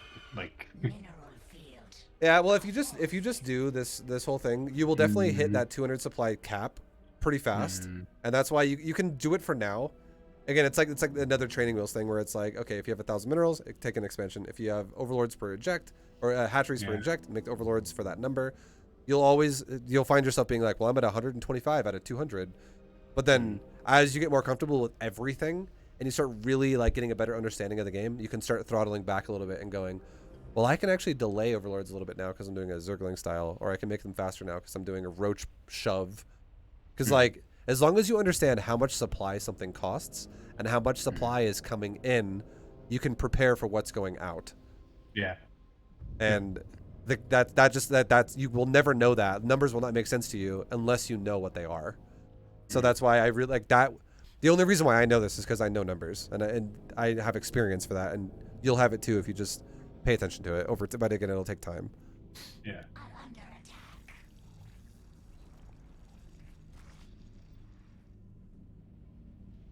Nice scout. You scout. He's got a hive. You scout lurker den, spire. This guy's got everything literally. I didn't even see the spires. Yeah, it honestly doesn't even matter. It does like the fact that you're going Roach Hydra. It's like an solve all army. This army is not going to be like, it's not going to make you win every game up to like GM, but it will definitely. This army is like the crux of like just good macro. This army is very self-sufficient. It's meaty. It's tanky. It deals with air armies. It deals with ground armies. It can deal with a lot of shit, and it also kills bases really fucking fast. Yeah, it's pretty immovable. So it makes it gives you time to just focus on macro, and it deals with all kinds of armies. Mineral So your army's actually totally fine. metamorphosis. Our forces are under attack. And like again, right now, you'd want to take you want to be careful. So another tip too, I'll give you, is if you ever have 1,000 minerals in the bank, definitely try to expand again, like we said before. But another rule of thumb would be every 2 minutes that goes by in the game. So if you're looking at the game clock, make sure you're having another base up within every 2 minute interval. So your natural and your third aren't always going to be at the exact numbers of 2 minutes. Like your third should be a little bit after 4 minutes, and your natural should be a little bit before 2 minutes, because of just the way that your drone's set up and the start. But then as soon as you take your like your fourth base, your fifth base, your sixth, your seventh, your eighth base, every single base after your third should be 6 minutes. That's your fourth base. At 8 minutes, that's your fifth base. At 10 minutes, that's your sixth base. Yeah. So like you should have six. Or go ahead, sorry. No, usually I just go off saturation. Like when they start filling up, I'll do the next one. For sure. I could have more larvae at that point. Well, this doing it off saturation is correct, based on your first 3 bases. Yeah. But the reason why I tell you to do the 2 minute rule after that is because if you don't know this like this is another thing to have to think about. Every 8 minutes of owning a base, half your patches disappear, and then 8 minutes after that, the other patches disappear. So if you do a 2 minute rule, you're going to be taking expansions as they desaturate. So like this base right here would want to be able to send drones, because it really depends on where your drone count's going to stop. Okay, so if you stop droning at 3 base saturation, you'd want to have your main base send drones to your fourth when it mines out. That's what you'd want to have, that be able to be set up that way. Okay. But if you stop making drones at 4 base saturation, you'd want to have your first base that mines out, your main base, be able to send its drones that mine out to your 5th base, because your 4th base is already saturated. Yeah. So if you do it like that, the way it lines up is you're taking your 4th base by 6 minutes, which means it's going to be done by 7 minutes, which means as the main base starts mining out, it already is like the base is set up ready to be saturated. And then Your natural, same thing. It's going to start mining out by probably 10 minutes instead of 8 minutes because you took this a little bit later. But by 10 minutes, it's definitely going to lose patches. You have another base to send it to. Same thing. Like every base is going to have like every 2 minutes. Okay, this base is depleting. This base is now depleting. And the worst thing in the world you want to have happen is you never want to be fully saturated on every base or oversaturated on every base and then not have somewhere to send them to. Yeah. Makes So sense. this just helps you like always have a flowing economy. Our forces are under attack. So yeah, the easiest way to remember, it doesn't have to be super technical. Just remember the two numbers that are important are every time you take a base, 8 minutes later, half the patches disappear. 16 minutes later, so double that, the other patches will disappear and the gas will disappear shortly after that too. Yeah. Like gas will usually go away with the high mineral patches, and the 8 minutes is like all the low mineral patches will disappear by themselves. And then yeah, the 2 minute rule of about every single even number on the clock, you should be having another base thrown down, and if you just do that, your economy will be fine. Like your available economy will be fine. Yeah. Mutation. Because yeah, that definitely sucks when you're like long distancing like this, for sure. Yeah. Yeah, at that point it's just basically over. Yeah. But I was just wondering why I kind of figured why the max was so slow, but Oh, your it's one third little was the things. biggest reason in this game. I'm Yeah, not yeah, even kidding. yeah. Yeah. Yeah, like I tried, but once it got denied, I kind of it threw me off. Like it just For sure. Yeah. the whole system collapses. Yeah. Now at this point, you can max out, and you're ready. Like your max out is very ready already, and you do. But then you kind of chill for a while. Like there you go. You just maxed out just now, and this is that moment where you want to definitely utilize the max out as much as possible. So you can wait for these units to spawn, but this is again that moment where if you just made a bunch of hydras, and you're like, okay, cool. I know what I did. I'm in. You're the commander of it all. You're like, okay, I just made a hydras to max. If right now, I do not expect you to know this, but if you have an understanding of how much hydra time they take to make, right? If you're like, okay, well, I now know the game clock is at 10:19, and after I just made my hydras, there's doesn't have to be perfect, but I have a vague estimation of when I want to move out and when that needs to be like registered to be like, okay, let's not waste time. And that would mean like, okay, around like 10:45, I need to go. Like we need to not waste fucking time. We need to go. So if we go forward and 10:43, your roaches are your hydras are all spawning, and now they're grouping up from all the hatcheries they just spawned at. And you can now right now it would be like immediately go attack. And you could attacking towards the expansions first is generally speaking the better way to do it because they're less defended. But you just need. But attacking anything is better than attacking nothing. So, because you want to maximize your time here, right?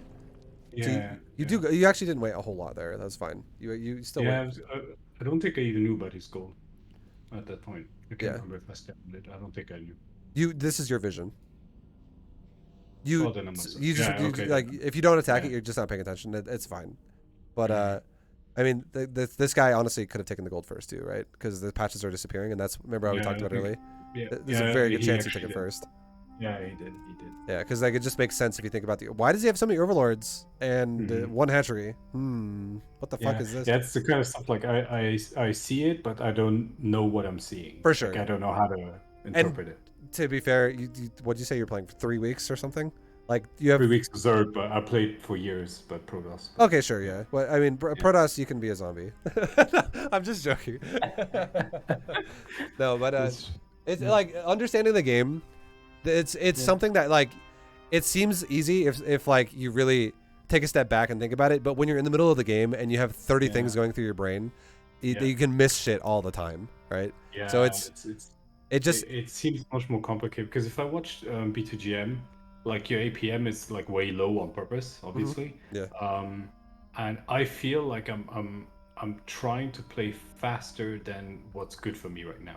Yeah. Like I feel like I'm jumping around and I'm doing a million things, but I'm not at that level. So I basically like fuck myself up more than I'm helping. Oh, 100%. Like I'm not efficiently being fast. Like I'm just being fast, but for random reasons. Yeah. Like, Just keep in mind, this is something that a lot of people get impatient about, and they don't really want to wait around for it. And the more you invest into this, the more it's going to be. And it's something I touched on a few minutes ago. But what you want to do when you start playing StarCraft 2 is you want to pay attention to important details at first, so that in the future you don't have to. And that means that you just want to pay attention to shit and use your brain and your thought. You're going to be thinking about like, okay, macro, do this macro, do that macro, do this, do this. Don't fuck that up. Don't fuck this up. But it's like going to feel overwhelming at first to make sure you're on top of everything all the time. Yeah. But if you do it so many times, the beautiful thing about it is it's always the same. It never changes. You did like, it's not random where it's like, okay, I'm going to use a larva. And it's like, well, larva randomly come out between 1 and 50 seconds. So who knows? It's always 10 seconds, 10 seconds, 10 seconds. Injects are always 29. Overlord build times, every build time of every unit, always the same. The way workers mine resources, always the same. It's never different. So if you just really pay attention to all this shit, like constantly and work on it, and that's what you really think about a lot, you'll do it so much and it's so repetitive that it will become subconscious. And then you will not feel overwhelmed once you actually have that shit down. And you'll be like, you'll just be doing it. And you'll be thinking, 3 overlords, huh? What are you doing? Meanwhile, your hand is like macroing the whole time, and you're like, but I'm not distracting myself. Like when Tooling showed up and killed the drone, and I went to 1,000 minerals and didn't build my 30 anymore, and supply blocked, and didn't saturate my gas. Like all these things just fucking went to shit, because your thought process it was like macro, attack, and it's like macro just fucking stops. Right. So just experience and just really thinking about it will just make everything subconscious for you, and it will make everything more easily understandable. So it will, like, because right now you'll be like, it seems so easy to understand that, but you're overwhelmed. But when you're not overwhelmed, it will be easy to understand that shit. Yeah, it's more obvious in the other replay. For sure. Yeah, like right now you have a massive blob, and as long as you're macroing behind this, it's perfectly fine. Like you not microing this at all is correct, and just let it do what it's gonna do. You're doing a great attack here. Like you're killing a lot of shit. Yeah.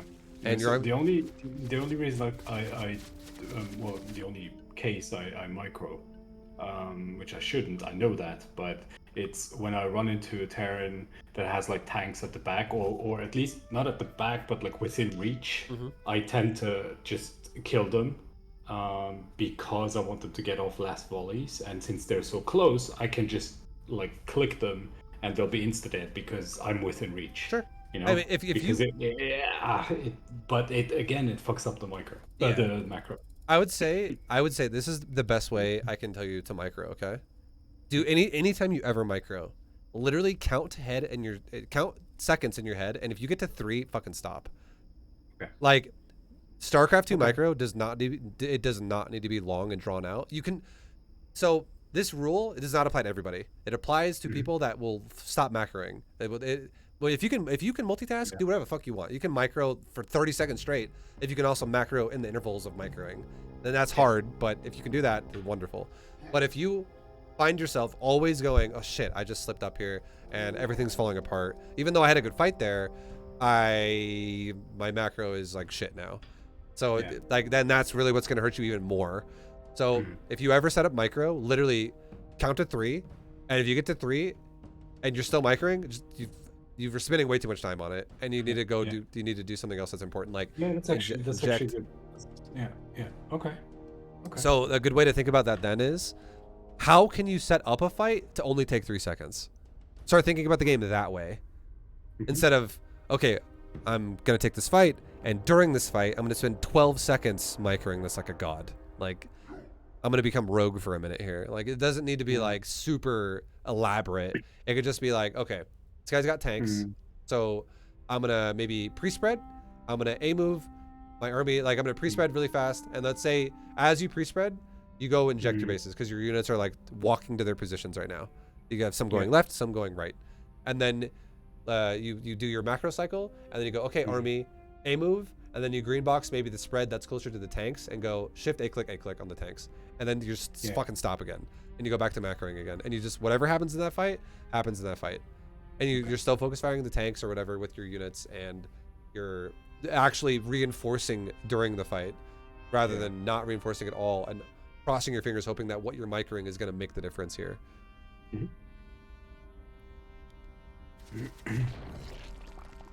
But yeah, minimal investment of micro is definitely acceptable as long as you don't disregard all macro. Yeah, exactly. But the like counting to 3 is that's a good one to have. It's easy to apply it. Yeah. Because I mean, you'll always get better too. Like, none of this shit's permanent, and a lot of people get carried away with when they hear shit like that. They're like, and I'm not saying you are, but a lot of people are like, oh, this is how I have to play the game forever. No, you just need to learn how to play the game before you actually try to play the game like you know what you're doing to the point of like you're a fucking GM player.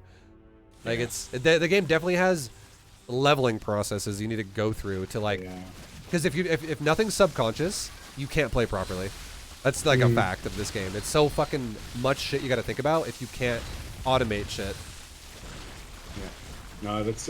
I mean, I stopped caring about losses a long time ago. That's good. I That's used to be very anxious. That's super good. But now, you know, I'm 37 and I'm just getting too old for this shit. Like, I can't be bothered by it. Just if I lose, I lose. You know. Yeah, no, like, for sure. I'm not like Well, I used to get pissed. Yeah, that's a way better mindset because you're gonna improve faster if you just play more games. Yeah, I think so. Yeah, the more you play, the faster you'll get improved, for sure. All right, and then I mean you're maxed out at this point. You're definitely overpowering this guy with macro, and you're killing expansions. So the way you're attacking him is correct. Like you should always be denying around first. Yeah. Because and if you think about it, I'm gonna ask you a question really fast. I'm gonna make you think about it for a second here, and if you don't get it right, it's totally fine. I just want you to actively start thinking like this.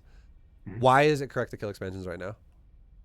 Well, his mains would be mined out.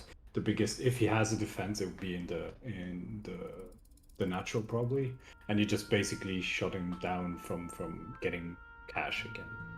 Is the way I want to minimize the income or the recovery potential. Yeah, that's good. And the big thing too, like that is what you like. Everything you said is like fine. It is correct. It's like it's a good way to think about it. But a big thing to think about too is if you look at your main base, it looks like shit. Like it's nothing. You're not doing anything wrong there. It's just it's time that does this to the base. If you look at your natural, it looks like shit. Yeah. And that's exactly what his look like. So if you actually can take away fresh bases, and you can make him mine on really, like he's actually got more resources than he should because he didn't make as many drones as he should have.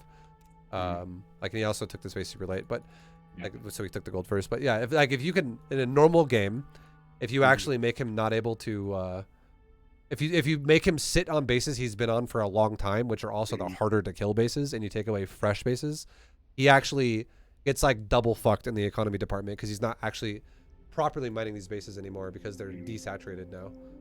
Yeah. So time is huge there. Like if you think about the clock here and you're like, oh, 13 minutes, huh?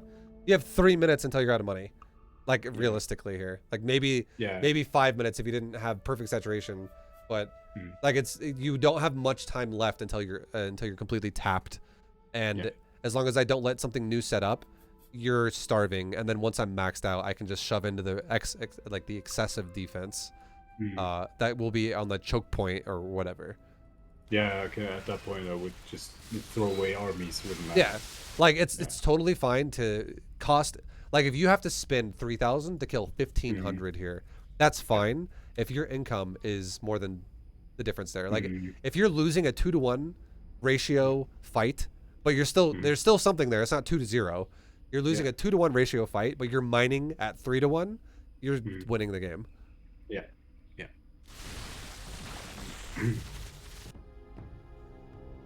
So good shit overall. Like definitely your mid-game macro, definitely like we talked about a lot. And like your I think you definitely get distracted. Fixing that shit and fixing your larva and really respecting the timers of your hatcheries. Like the 2 minute the 2 minute rule I think would be huge for you. So yeah, like we said before, every 2 minutes just expand it. Make sure an expansion is up again at every even number for your next base, and you will have so much more success because you'll have so much more larvae to utilize as well. And then just do that overlord trick as much as you can until you really start making a good understanding for yourself of what shit costs for supply and what you can get away with, and then you can start really throttling your overlords accordingly. Yeah. But so far, do you have any questions about anything we talked about? Anything that makes sense? Yeah, no, it makes sense. Like I get it. I get Okay. it. Like, I see. It always felt like when you, while I'm playing, it's frustrating to see how long I take the max. Like it feels like minus the supply block, it feels like I'm doing what I'm supposed to be doing, but the max is still like 2 minutes off. And I'm just like, okay, where are they? I don't know where they are. I don't understand. And that's like, it's more clear now. Yeah. One of the hardest concepts it took me to learn, I'm not gonna, like, no one I taught myself a lot of this shit, and one of the hardest concepts I had to learn, and if you were to ask any other streamer that knows who I am, like, what would you typecast Vibe as a player? Almost everybody would be like, oh, he's really fucking greedy. He's a really greedy player. One of the hardest things that I had to learn was there is a point when being too greedy actually makes you less greedy. And I used to think like you, where it was like, well, what if I skip the safety roaches and I just take my fucking third? Yeah. And I just like get away with that. You might get away with it once or twice, and it might make you go, well, this is fucking good. Like, holy shit, this is super good. But then another game happens where you're like, I wanted to skip 8 roaches, and in turn, it made my third base 70 fucking seconds late. And now I'm super far behind in that regard, but I have a bunch of drones, and like, I want to be ahead, but I'm being greedy, but like, it's like, you think you're being greedy, but you're really not. And you're like, well, I'm actually behind. If I just played safe and like defensive, where I'm not being greedy at all, but I'm like actually like crossing my my T's and dotting my I's everywhere, and I'm like really playing safe and making units when I need them. That is actually ahead of me, even though I was the one who's trying to play greedy. Like, you would never think, okay, well, a safe build is going to be ahead of me when I'm playing a greedy build defensively. Like, I should have more economy than them and more setup than they do, because they made a bunch of roaches and I didn't. But yeah, they have more than you because they just have more larvae than you and more bases than you. And you're like, fuck. Okay, well, maybe I should actually control area so I can actually properly play greedy. Okay. Yeah, you definitely have to have your points and pick your moments when you play greedy, and then you have to like sometimes defend the greed. Because if you only greed and no defense, you definitely will get punished for it a lot. Yeah, that's true.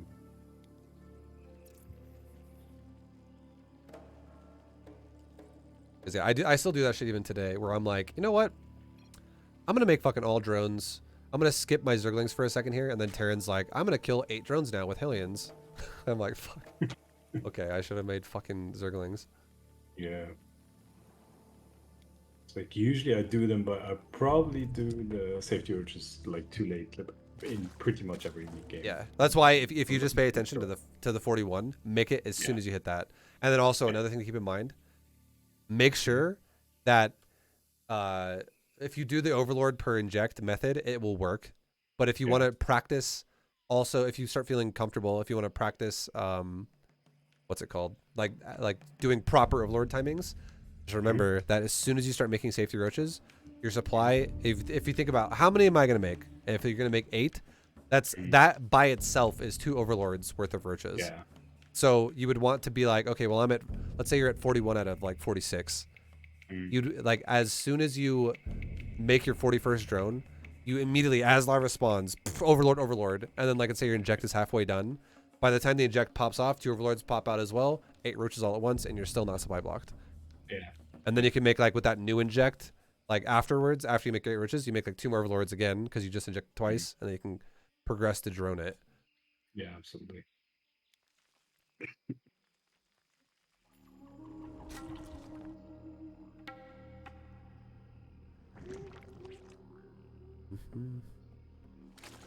Okay, so what's your perspective again?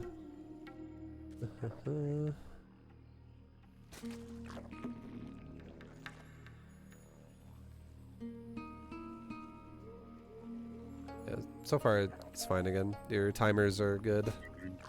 Yeah, the beginning, like I said, it's like as long as he leaves me alone, I'm perfectly fine. At the beginning, I watched so much B2GM that this is like ingrained. This is fine. No, it's good. Yeah, that's and this is exactly the fact that you feel that way. This is ingrained in me. That's what more shit will become over time.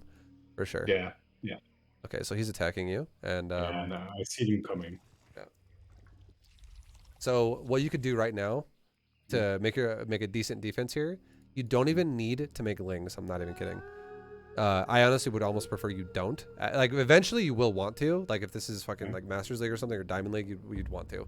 But in lower leagues, I would honestly say, you know what you should do right now is immediately make a spine in the mineral line. Just grab a drone and make a spine. Like pull this guy back and make a spine in your mineral line. And then the way you want to do it, and the reason why you do it in the mineral line is because you can use your drones. If he tries to attack it, you can surround him with your drones in the mineral line and kill him. So you don't have to like chase him way over here or way over here or way down here or way over there or at the natural, run all the way down to try and defend it. You just make it at the fucking natural because your hatchery is not going to die. So this is where like numbers come in.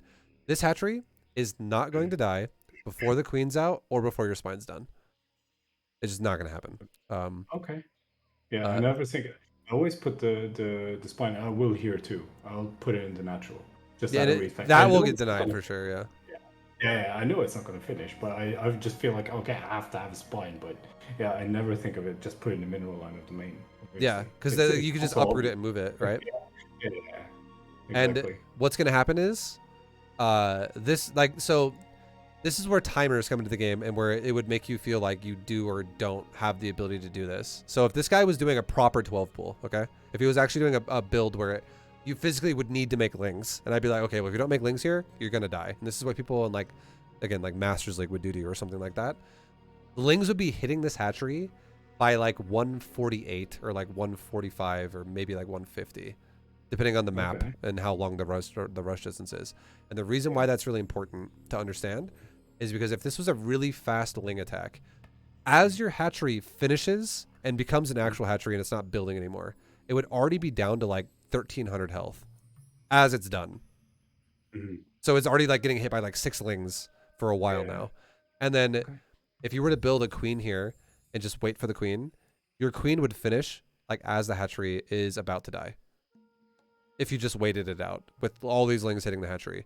So that's why you would have to pull drones and like pull your lings and micro it up. Like I'm sure you've probably seen someone on stream do at some point in time or like a tournament or something like that. That's like an early fucking ling attack.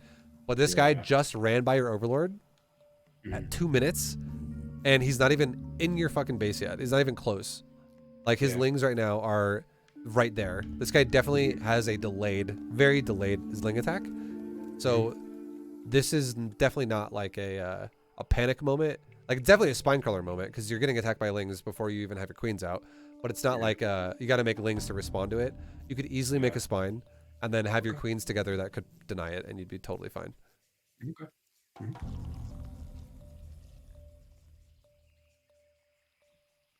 Yeah, that'll probably get, it'll get to like 150 health and just get killed. Yeah, that's the thing. Is I knew it's never going to finish, but it feels like I'm buying time, you know, because I know he's going to destroy it, and that will give my links to time to get out. Yeah, you see, that's the logic behind it. Because I just never thought of putting it in. Think about it like this though. Think about it like this. So like this is where numbers like it's always the same thing, but like buying time. This spine crawler does not have armor when no building has armor when it's being constructed, but this hatchery does. It doesn't say it because the queen's in production, but all buildings, like a hatchery specifically, has 1 armor, and a ling only does 5 damage. So the hatchery itself is automatically going to take away 20% of the damage of a ling because it does 5 and you need -1 off of that. So now I feel like he would just run past the hatch and into my mineral line. Oh, he could because I don't have. That's why I built it, because it's kind of like oh here look, I'm building a spine crawler, attack that, like leave me alone for a few more seconds. Okay, so keep in mind, so that's fair. That you think like that was your like you're trying to make your drones stay safer, but then keep in mind too that this many drones could obliterate 6 zerglings. So like all you'd have to do, this is you could micro it if you wanted to try, but all you'd have to do is if this is the easiest way you could do it. It's probably not easy if you've never done it before, but if lings came in your ramp and they ran in like this, okay, they're coming in this way, like they're not going to come around like this and go around the back or some shit. They're gonna come in the front door. You could grab half your mineral line, and you could mine your upper mineral patch as the lings get to like right here. Okay. And then what'll happen is your drones will run deeper into the mineral line, and the lings will chase you into the mineral line. As your drones, as you go green box, right click. You then green box all. And as your drones are running up to the, like they're stacking to the mineral patch here, and the other half of your drones are still mining patches, lings are coming in, and lings are now mid mineral line. As you've selected all your drones, you could right click back across them to the other corner, and your drones will walk through his lings. And as you walk through his lings, you still have your drone selected at this point. And after you right click the mineral patch and you're walking through his lings, A move the ground. Yeah, I get it. You get to insist around. You literally get an instant round on the lings if he doesn't respect that. And a lot of people won't respect that, especially in Gold League. They'll just die. Yeah. And then if you deal with a problem like that immediately, problem solved, go back to mining your minerals. And then fix your gas. If you grabbed one of your gas drones, totally fine. You could just be like, 2 drones, go back on gas. Cool. Yeah. And then if you have a spine crawler there, that could also be the bait that it's like you're fishing, right? You're like, come here, get my spine crawler. Pff, surrounded. Yeah, that's yeah. And then the spine crawler, when it finishes, actually just goes to the front of your base, and it's real defense then too, and it makes your life 1,000 times easier.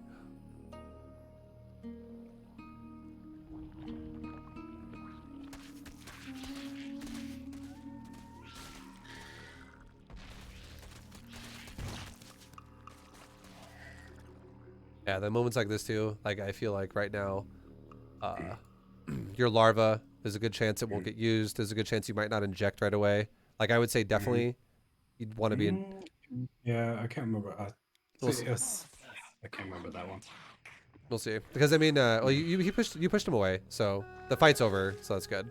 But like, if for instance, if he was still attacking you, and let's say you ran your lings up the ramp, and he was chasing you up the ramp, you'd still want to make sure that like as your queens spawn, you go inject, and then grab queens and help defend. Like not missing it.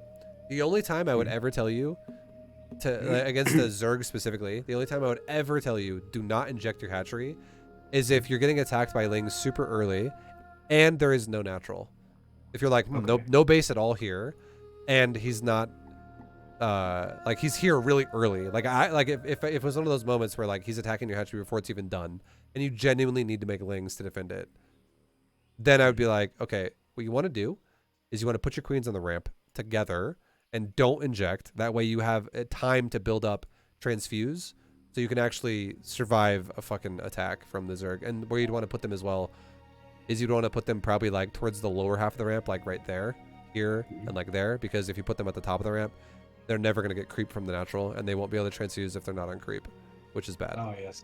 So you'd want to put them like there and there because the hatchery at the natural will spread creep up to half the ramp. Mm-hmm.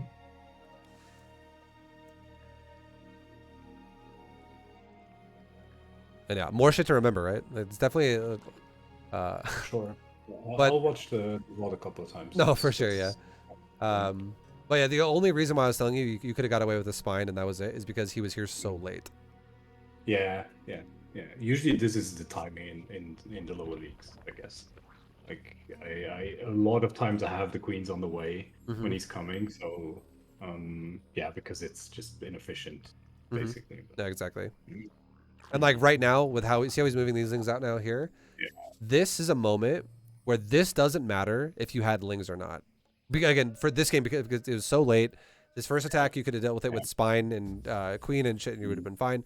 But right now, you should be getting ready to start your Roach one and your Evo, and you can have a wall here. And it would be easier to afford that if you didn't have lings. Yeah. But and again, it was so late that in the first part that these lings didn't actually need to be made.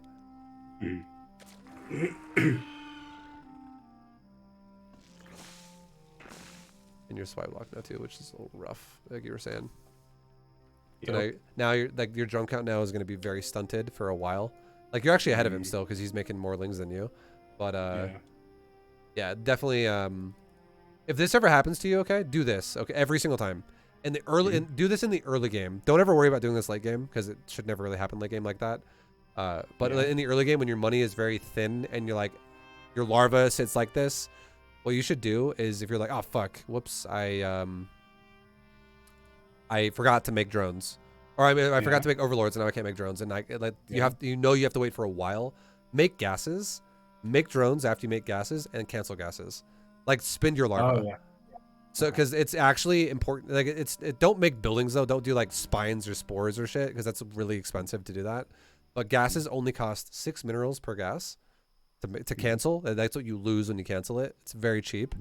But like, you don't want a larva cap. Larva capping, because you forgot to make an overlord, it fucking sucks. Because now you're just not generating. And that's way more value than the 6 mineral. Yeah.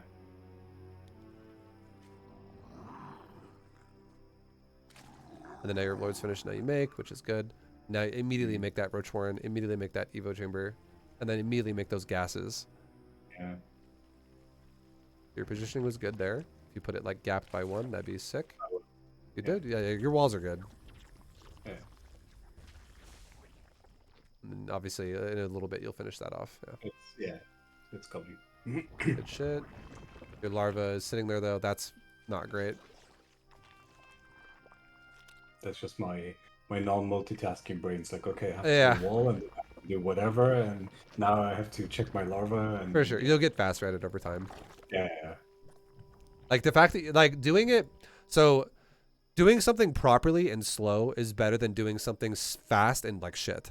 And the fact that your wall is correct is good. That, like, if your wall was done, like, way faster, but it was like, okay, this is very wrong, then it's obviously just not good at all. So I'm glad that you're doing it correct, at least, and you'll just get faster at it over time the more you do it. Yeah. You're doing it the right way. Is my spine still in range, though? I don't think so. Your spine's in range of lings. It is not in range of roaches, though. So here's a good range checker, okay? Each grid spot. Yeah. So this is something else to keep in mind when you think about stuff. And if you remember how I told you, memorize timers. Memorize what this timer of larva, timer of inject, timer of this, what this costs. Something else that you'll memorize way later, okay? But you can memorize a spine crawler for now, if you want to, just to make your life easy for defending. But you're gonna want to memorize range of units and you know, and what that means. So a spine crawler is a 2x2 structure. It has 4 grid spots. So like a grid spot is what that means. Like an evo chamber is a 3x3. Roach warren is 3x3. Hatchery is 5x5. What this means is grid spot. You can see grid spots too if you play with grid. But grid spot, it represents range. So this is range. This is 2 range that way. This is 2 range that way. And a spine crawler has 7 range. So what you want to do is a roach only has 4 range. Okay? And a zergling is melee. But a roach has 4 range. So what you can do is you can put a spine crawler. If you put it against the wall here, it's attackable by roaches. Because the evo chamber is 3x3 and a roach has 4. So a roach could be on the side and it can attack over the wall. So what you want to do is you want to either back it up by 1 grid spot or by 2 grid spots, and you can still hit the roach. Because 7, like if you think about it, if it's 3 here, if a roach is right there and it wants to shoot to the other side completely, it has to shoot 3 to shoot to the edge of the evo. If a roach, if another thing is at the other side of it, that's 4, which is the actual attack range of a roach. But then if you move it back by 1, that's now 5, and a roach has 4. So you already beat the roach. And now if a spine crawler roots right there, it's 5 versus its 7 capacity. So you could back it up again, and you could still hit a roach. But the reason why you don't want to back it up too far as well is because you want to make sure the roach warren, or sorry, you want to make sure the spine crawler can also hit a roach if a roach is max ranging the evo as well. Like, you don't want to have it be like way the fuck back here and the roach is attacking the evo from like right there. So I would say just back the spine crawler up by 1. Okay, so that puts it at a spot where it can still poke like it's out of range to get poked by the roaches, and it can poke into the zerglings and roaches if they're trying to hit it back, if they're like rubbing it against the wall. But if a roach stands in the back and it tries to hit the fucking evo chamber, if your spine crawler is just back by 1 pixel, it can go 1, 2, 3, 4, 5, 6, 7, and like it basically, there will be some spots where a roach will actually have the range to like be out of it if it's like at an angle from the spine crawler where it won't hit. But if a roach is like, if there's like 8 roaches hitting the evo or some shit like all in front of it, your spine crawler has very high likelihood that's gonna hit some of the roaches. So just back it up by 1, just because you have 7 range and a roach has 4, and you don't want to compromise the spine. There will be moments when you won't be able to cover the evo chamber, But if you put it against the wall, you really compromise the spine to die because roaches could just run against the wall and kill it. Yeah.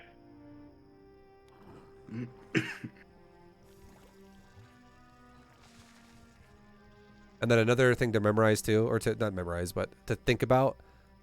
Don't forget the Evo chamber block thing. Like if you actually have an Evo chamber or your spine crawler rooted one spot away from the Evo, and you're like, oh fuck, my wall is gonna break, and I need time, and this spine crawler is not going to make the difference here.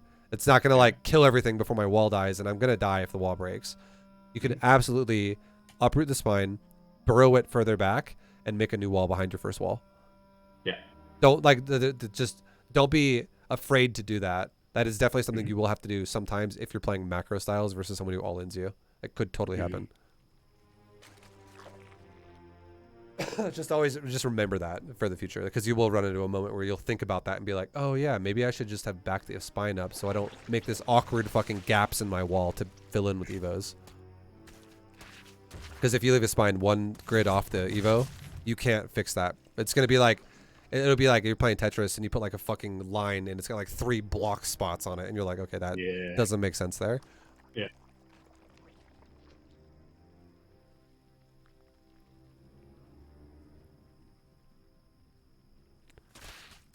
All right, so good shit on trying to take your third again, like how you were before. But this game again, same problem as before. Too greedy is not actually greedy. You're making drones on top of extra drones. You have 2 more drones being made on top of 47 when you want to stop at 42, and that's fucking. You actually went to 48 because that drone actually died. That's and if you had roaches right now, that would be able to be taken, and he couldn't do anything about it. So now that's gonna fuck you over just like last time massively. Your minerals are gonna go above 1,000 again now because of this.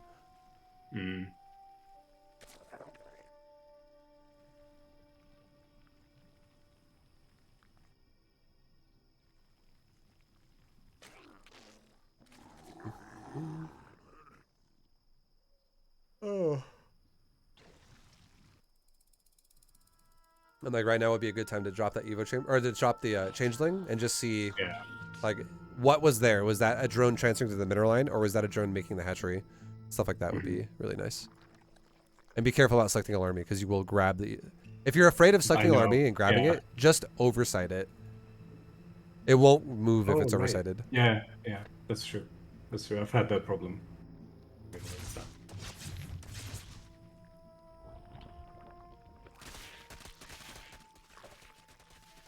Yeah, it's the greed.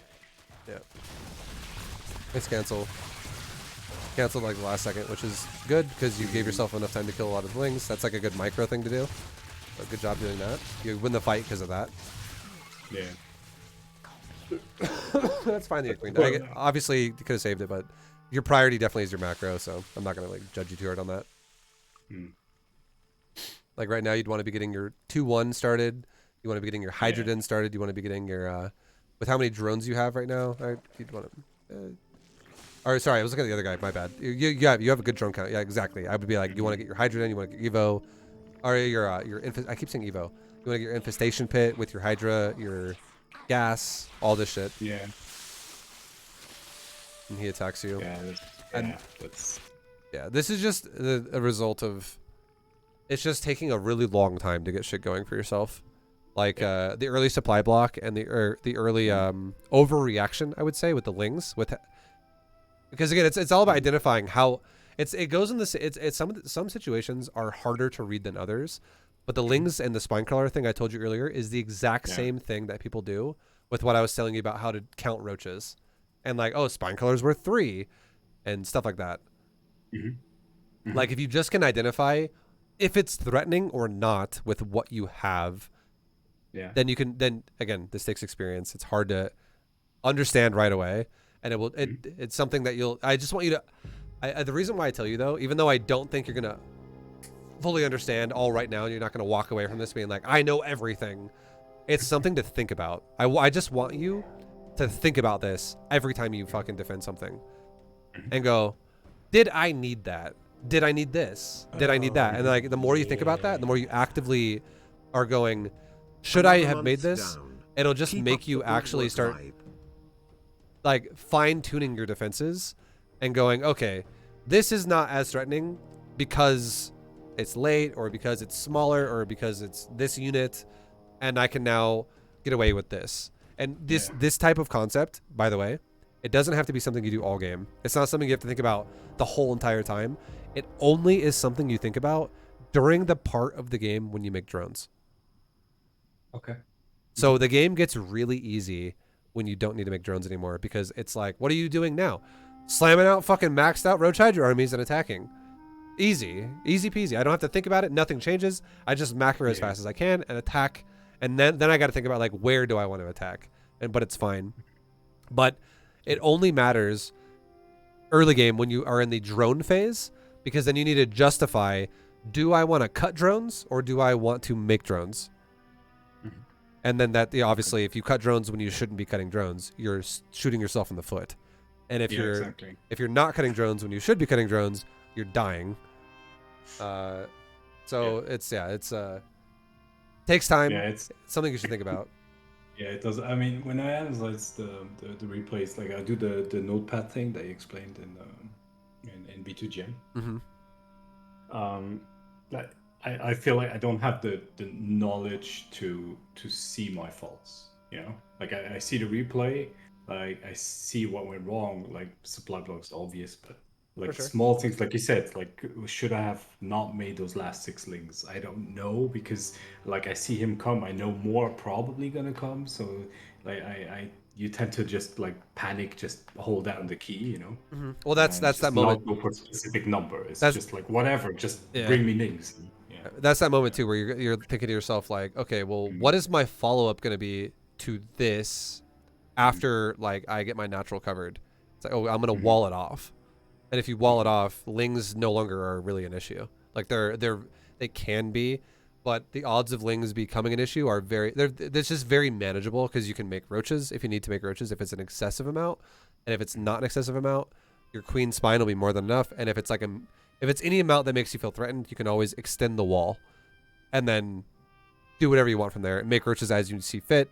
Otherwise, you're just lings can't get in your base, and they're having a hard time like just washing up against the wall. And you know that the more lings he makes, the less drones he has. So you have leads in economy anyways against your opponent. Yeah. But yeah, like this game, 100%. Biggest reasons why you fell behind so far is you didn't set up a good enough drone count.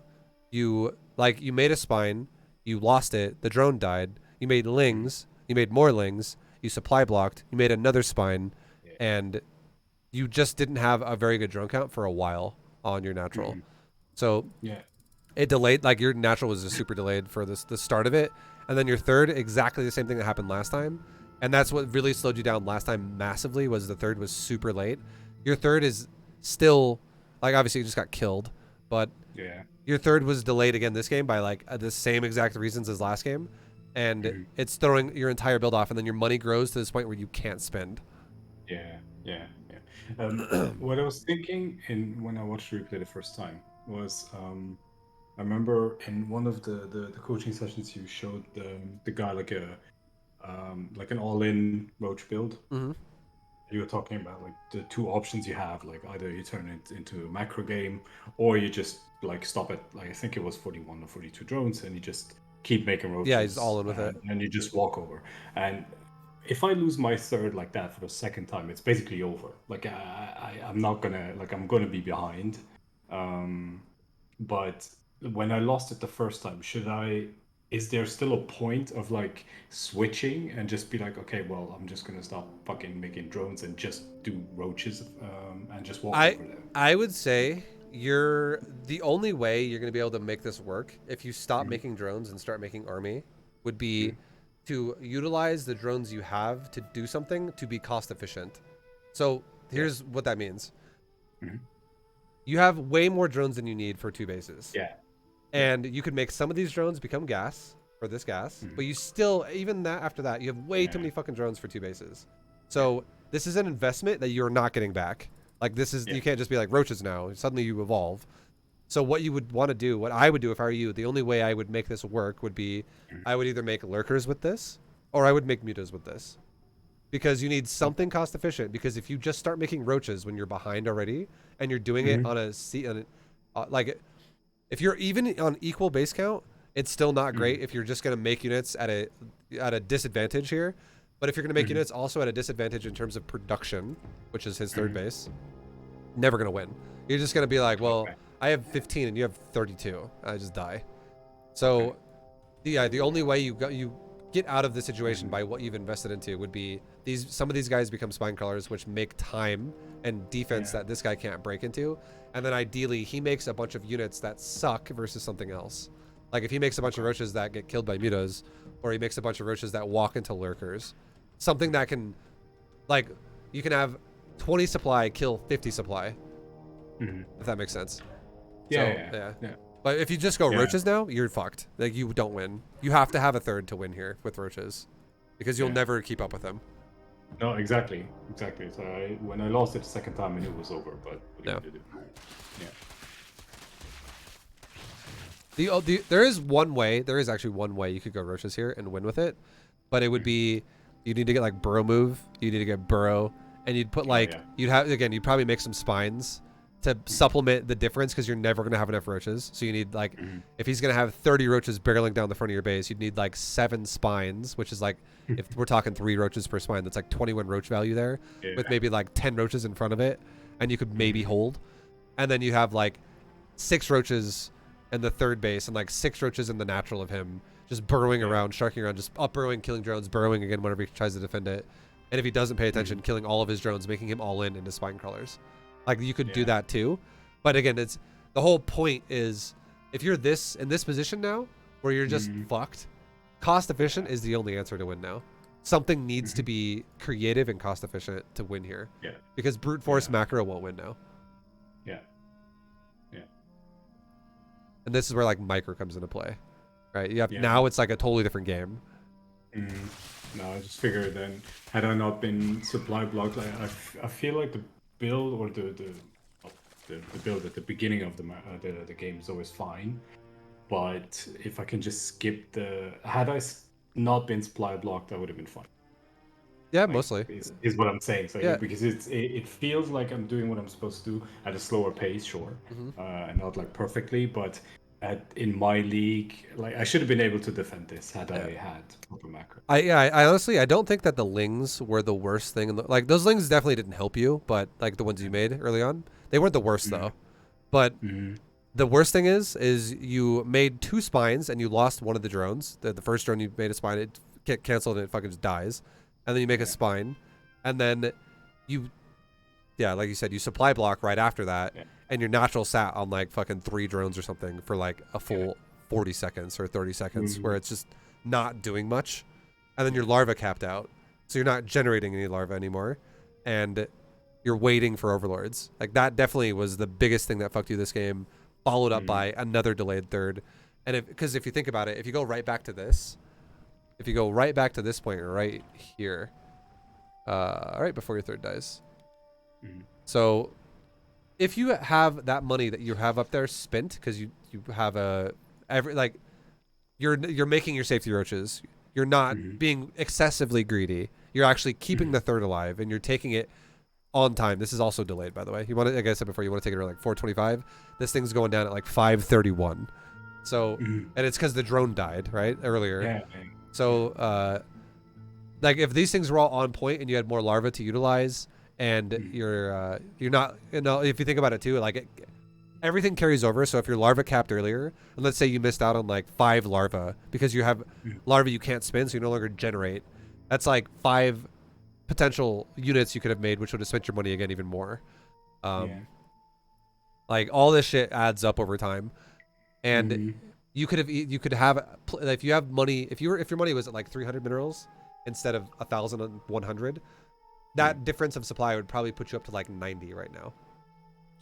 And then this third never dies, right? And then if it's cranking out production as well, when this next attack happens, the actual roach part of it, right here, when he's like about to show up at your base, if you have this 2,000 mineral bank you have right now spent, that would put you at like not like 90 supply anymore. That would be putting you at like probably 110, 115 supply right now. And this guy would be walking up the ramp and getting shoved away by your own roaches, and you'd have no problem. And then you would be cranking out, you know, units, and you'd be fine because this dude is pushing you off of weak economy, good economy, and okay economy. Like it's not perfect. It's not the worst, but this guy he did the kind of economy that where I was kind of talking to you about, as if you were gonna get all in and you were gonna defend yourself. He does like 2.5 bases. Yeah. And if you're macroing defensively and he takes a third and goes for half a base, and if you remember what I said, you can get away with like half the base for defender's advantage. If you had a fully saturated third versus a half saturated third, it's the exact same thing as him not having a third and you having a half saturated third, because it's just half a base higher. Yes. You would be able to just outproduce him. Yeah. Okay. And that's where, when you get more comfortable with it, if you really want to, you can have that overseer wherever it is. Yeah, right there. You can have it drop changelings and scout the third and be like, huh, my drone count's fully saturated, yours is half. I definitely need to be cranking roaches right now, because like, even if he's making drones right now and he's not making roaches, the fact that he doesn't have as many as you do means that if you guys are on par with macro, there is something that he's doing that you're not, which is making units. So if you just react to that and go, okay, cool, I'm not going to get too greedy here and take a fourth base and saturate that as well, and I'm just going to make units now, I can make up the difference when you cross the map, and I can defend myself with advantage of economy. And then as soon as you have control of the map, if you scout him again, this is not shit you need to do a whole lot right now, but it's something that I said you can work on if you want to, because you will do it eventually. It's mandatory to do it eventually. You can always keep tabs on his economy so that you're not letting him take greedy risks that he shouldn't be taking. And you can also always try to keep your economy in check, where you're always a little bit ahead because you're the macro player and you're still able to defend all-ins and aggression. Yeah, I need to start comparing much more, because I never do that. I never pay attention to the workers. Or I would say if you do, just an honest tip, if you do start comparing right now, only do it like once at the third. Like, do it like right as you set your third up and you scout his third, just to see what his looks like, and then make a decision right there. Don't constantly try to do it, because this is something that's going to distract the fucking shit out of you, and it's going to make you play worse. Do it once you have like more of your build down, like subconsciously, and you can just do it automatically, and you just don't have to think about it that much anymore. Then start worrying more about consistently scouting his base. Okay.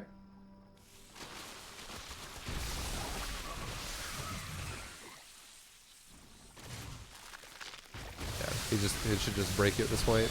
And, but overall, your third base, I think, is your weakest part of your gameplay. It's out of these two games I saw, that is definitely the one thing that is making you fall really far behind. It's almost like your build is on like a train track with B to GM, and you're on the track, and then it gets fucking derailed at your third. Oh yeah. Because it's just it's not protected, and it's too late now, very late as a result of that. And if you just fix that, if you really just fix the 41 supply, 41 drone count, stop, get your for the 42, because you need to make the hatchery. 42 drones, stop, immediately make fucking roaches. Just at least a couple. Escort that drone to your third if there's any type of Zergling defense there, and take that third like ASAP.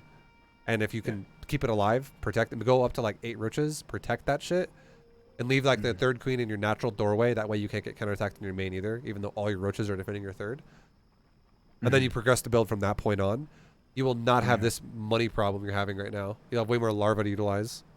And then when your third's almost done, you can... Honestly, you can, like, when you start your third base, you can make a you can make another queen, like your fourth queen, out of your natural. And when the queen's done, you can rotate. You can like have the new fourth queen sit in the doorway, and the active third queen that's already sitting there, rotate it over to your third base and have it inject. Yeah, it was something like when the third is halfway done, you start the fourth queen. Right? Yeah. Like, so they pop at the hind at the same time. Yeah, that way you can inject immediately, and you don't like have it sitting there doing nothing. Yeah. Because larva. Also, another thing too, I'll just throw it out there. If you, for now, another way to have like just a helping tool for you, if you find yourself having problems like this with your money, don't be afraid to make a macro hatch just for now, even though you're going for roach builds, because a macro hatch being able to spend this money would be better than just having money that you can't spend and then dying with it. Yeah, that's true. But in reality, though, if you're going roach style, eventually you're not going to want to have to make macro hatches like that. You're going to want to just be able to defend and take bases properly. Yeah. But if you're like, okay, fuck it, I'm going to try a macro hatch because this problem persists for me for a little while, give yourself a break, make a macro hatch in your main, and then evolve out of it as you get more comfortable with everything. Yeah, no, I think with the 42 supply, I think, because it's a number I don't have in my head for the third, because I always check on saturation on the second before I go. They're fully saturated, like 22, and that's the issue, because I'm already like behind basically. Yeah. And the roaches, I need to get them. Yeah, you definitely need to get those roaches a little faster, because you have access to them. You're just not making them. Yeah. Okay. All right, man. Any other questions about stuff? Not for now. Like, no, I don't think so. Stuff might come up, but Okay. there's always another day. Yeah. Well, I will, as I always do, I'll edit it out and I'll upload it later tonight. It'll probably won't be uploaded by tomorrow because it has to like process and shit. Yeah, But tomorrow I'll send you a message on Discord and I'll give you the VOD to the video. Okay. And sure. dude, thank you for doing a coaching lesson. Yeah. No, of course. No problem. Thank you. Thank you. Awesome. You're great. Yeah. All right, man. Well, go get some sleep. I know it's super late for you. Yeah, I don't know. I had too much coffee. Okay. And you're like, I gotta wake up in 4 hours. I think I need to like plant some third bases now. Like I can't. Okay. Well, whatever you do, it's gonna be standing here in a while. Nice, man. Well, good luck. Yeah. Thank you again, Right. and have a good rest of your night, man. Yeah. Thank you. You too. Bye. All right. Bye. Later, man. Bye. Later. All right, guys. That has been a coaching lesson with Ice Weasel. Hope you guys enjoyed it. This is a gold level lesson. Mostly about macro again and some ideas on how to fix things up. But thanks for watching, everybody. I hope you guys learned something yourselves. I will see you all in the next video, whether it be whatever it is. I don't know. I'll see you then. Good luck in your own games, and thanks for watching. Peace, guys.